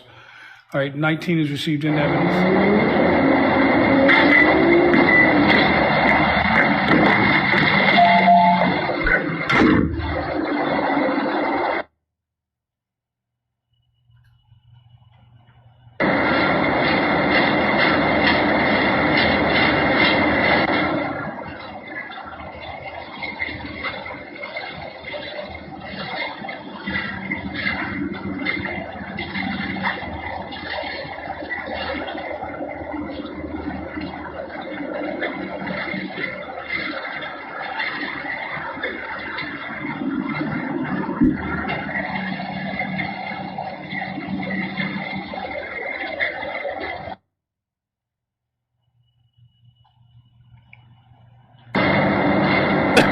JD, that's crazy.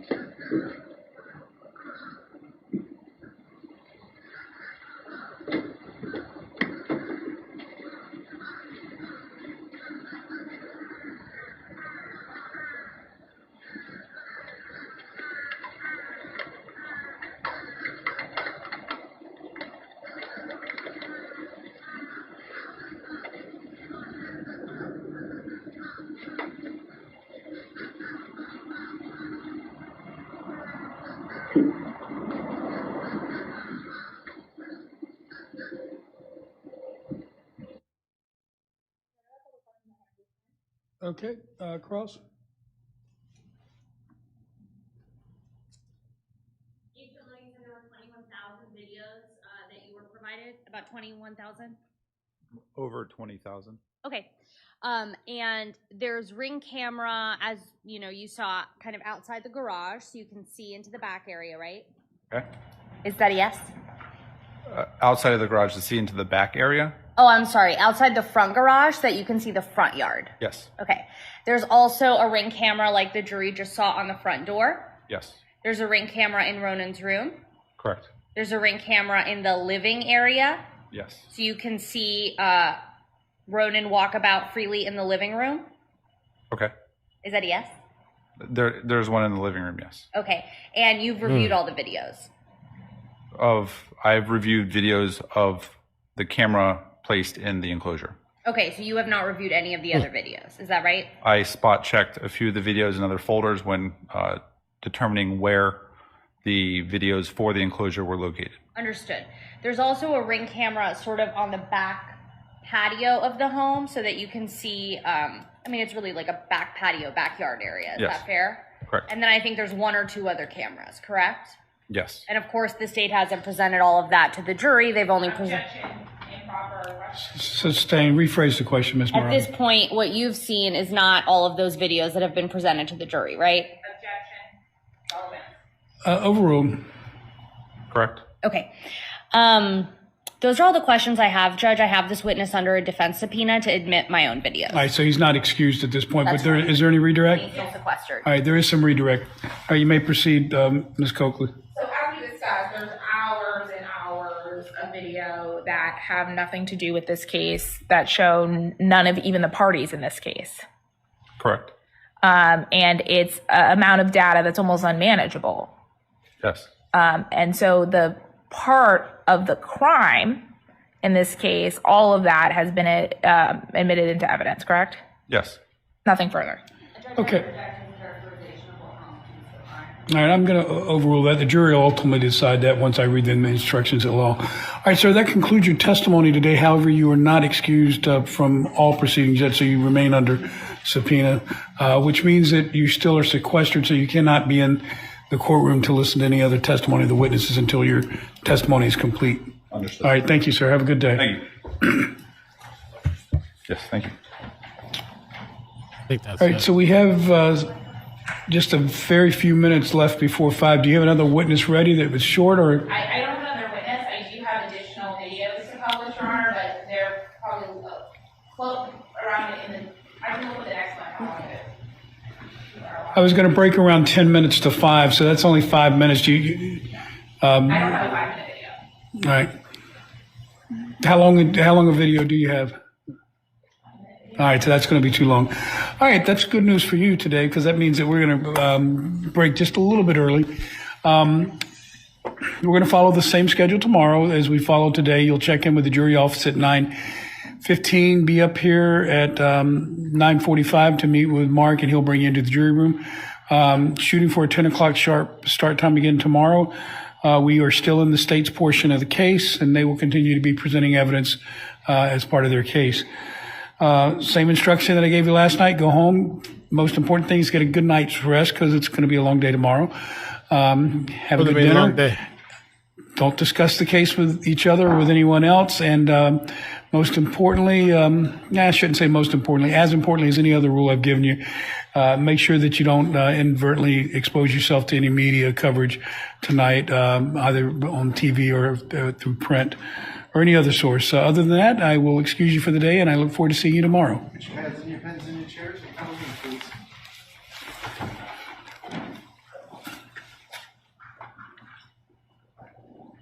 All right, so that's not too bad. I don't know if he said long day tomorrow, telling them to say that like it's gonna be a long day because it's just a regular time, or he plans to run past 5.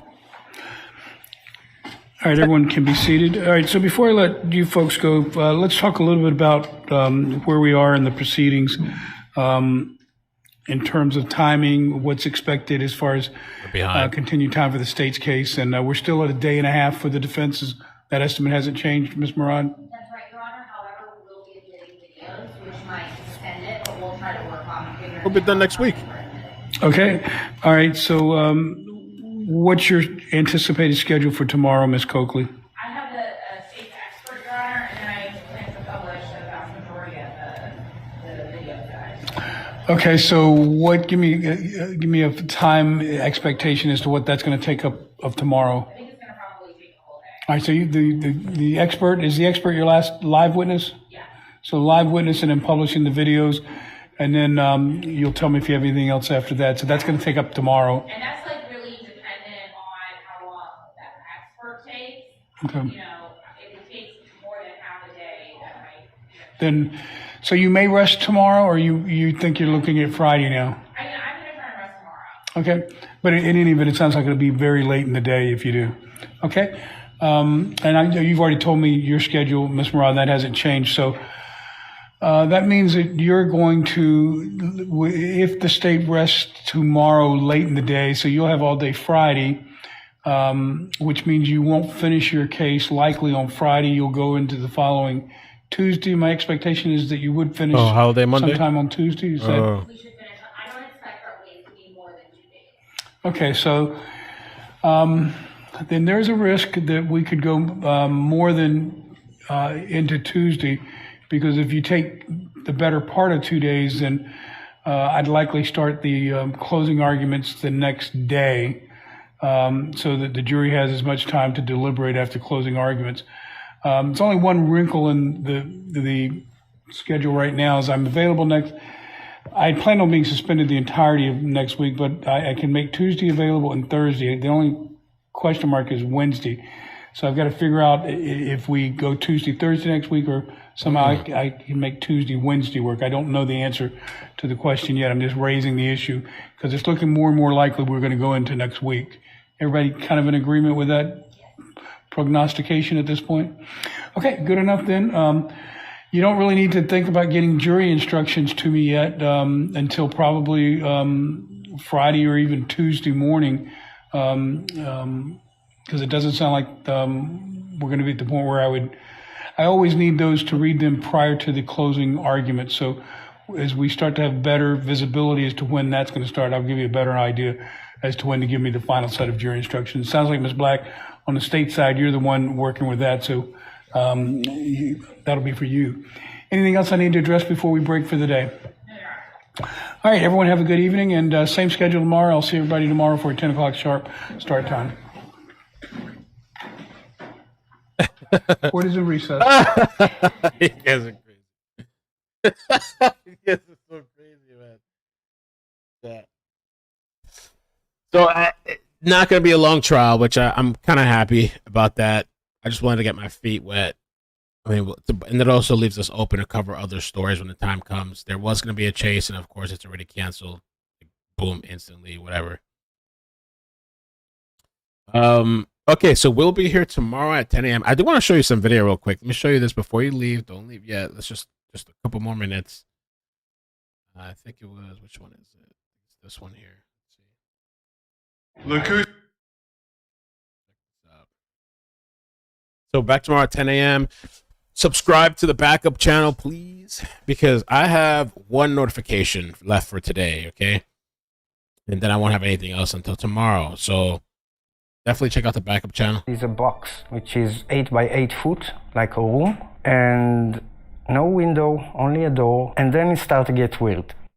A CBS 12 News exclusive tonight. The contractor hired by a Jupiter family accused of caging their teenage son in a box inside their garage. Now sharing his story, and Liz, some never-before-seen pictures as well. Jim Jacques Benaim tells CBS 12 News he agreed to build that 7-foot-tall 8 by 8 structure back in December, which was pitched to him as a home office by the family. He quoted the family $3,000 for the 2-day project. Benaim tells CBS 12 News it wasn't until the project was nearly done that he received several odd requests from Tim Ferriter, the teen's adoptive father. CBS 12's Stephanie Valderrama spoke exclusively with the contractor. She joins us with the story you'll see only on CBS 12 News. Stephanie? Jim, Liz, he tells me those requests didn't quite make sense for a home office, and he just couldn't shake the feeling something wrong was going on here.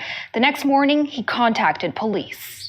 Jacques Benaim, a local contractor, says since the pandemic, converting garages into home offices has been pretty good business. In December, he was hired by a Jupiter family looking to add office space in their garage. The clients, he tells CBS 12 News, were Tracy and Tim Ferriter. When you spoke to Tim, what did he say initially? He said he lives in Arizona and he just bought a house in Jupiter and they want to move in very soon.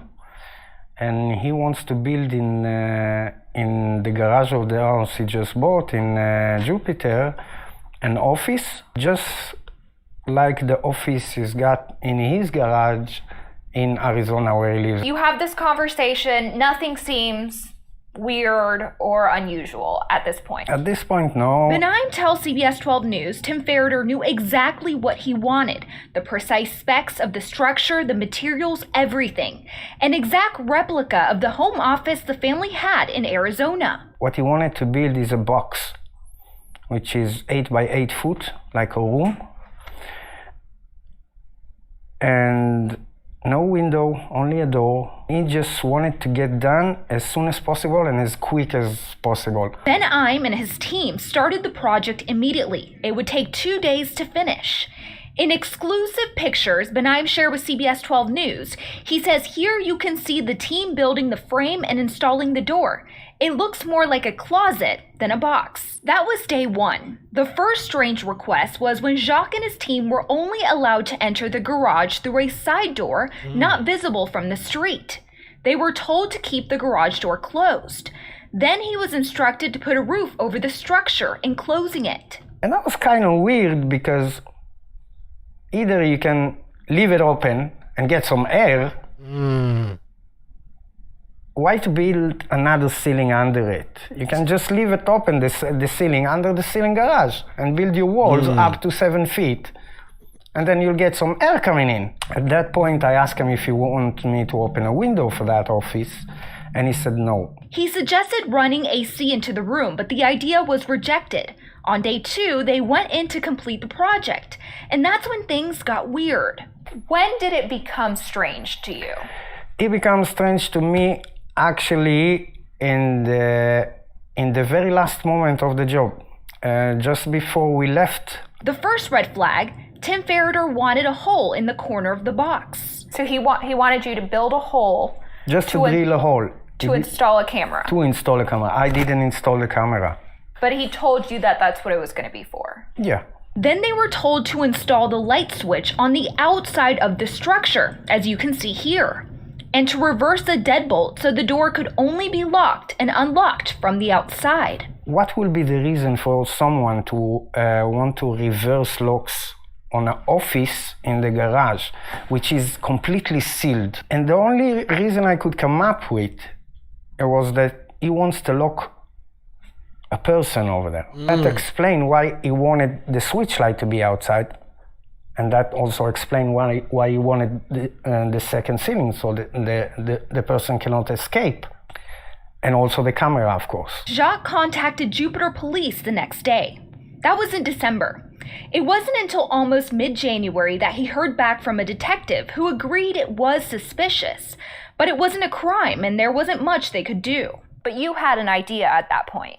I told them, basically, the guy, Tim, the father, didn't pull up any permit to build that structure. Knowing he could get in trouble himself for building without a permit, he suggested the idea to police. In his mind, it was the only way into the home. Please understand that the court deputy will take the notes from you, and the court deputy is going to give them to me, and I'm going to destroy them. So they're going to start take care of my start playing. What was going on? Just a few weeks after that call, on January 28th, Tracy Ferriter reported her teenage son missing. 2 days later, police searched the home looking for the boy and discovered the very structure Jacques had told them about.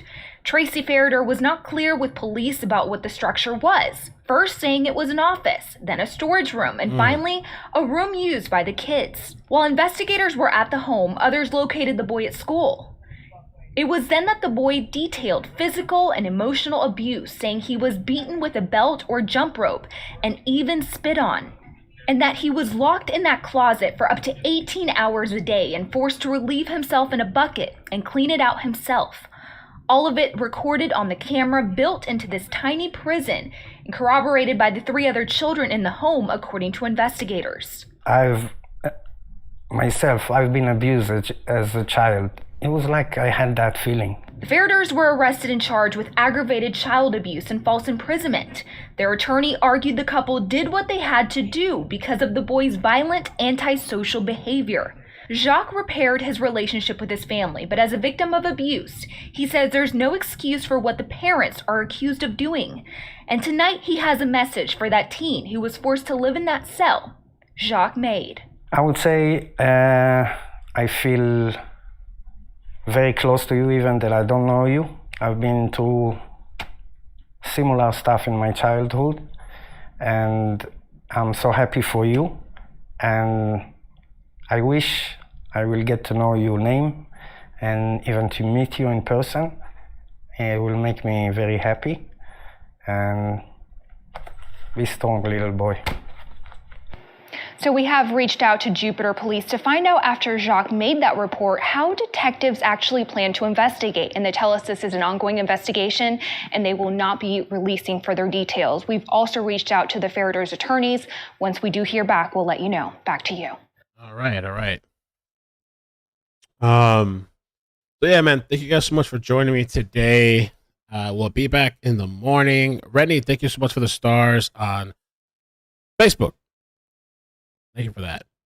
So yeah, I'm going to transfer you guys to the new stream for tomorrow. I have one notification left on this channel, one. And then I have the backup channel, which I don't even know how many notifications I have there. I have to check and see. I think I have at least one or two. So yeah, I think that I'm going to save this one notification for tonight in case something breaking happens or if there's a chase, whatever. And then if I have to, I'll jump on the other channel as well. Backup channel. All right. Thank you guys so much. See you guys in the morning. I think maybe the weekend at some point we can just spend an hour and watch the pre-trial. I think the pre-trial is like an hour. It'll look kind of interesting. We can see some of the arguments they were making. Maybe this weekend when we're on a break, we'll just stop. I'll schedule a stream. We can stop for an hour and watch the pre-trial. All right. Adios. Bye. Love you guys.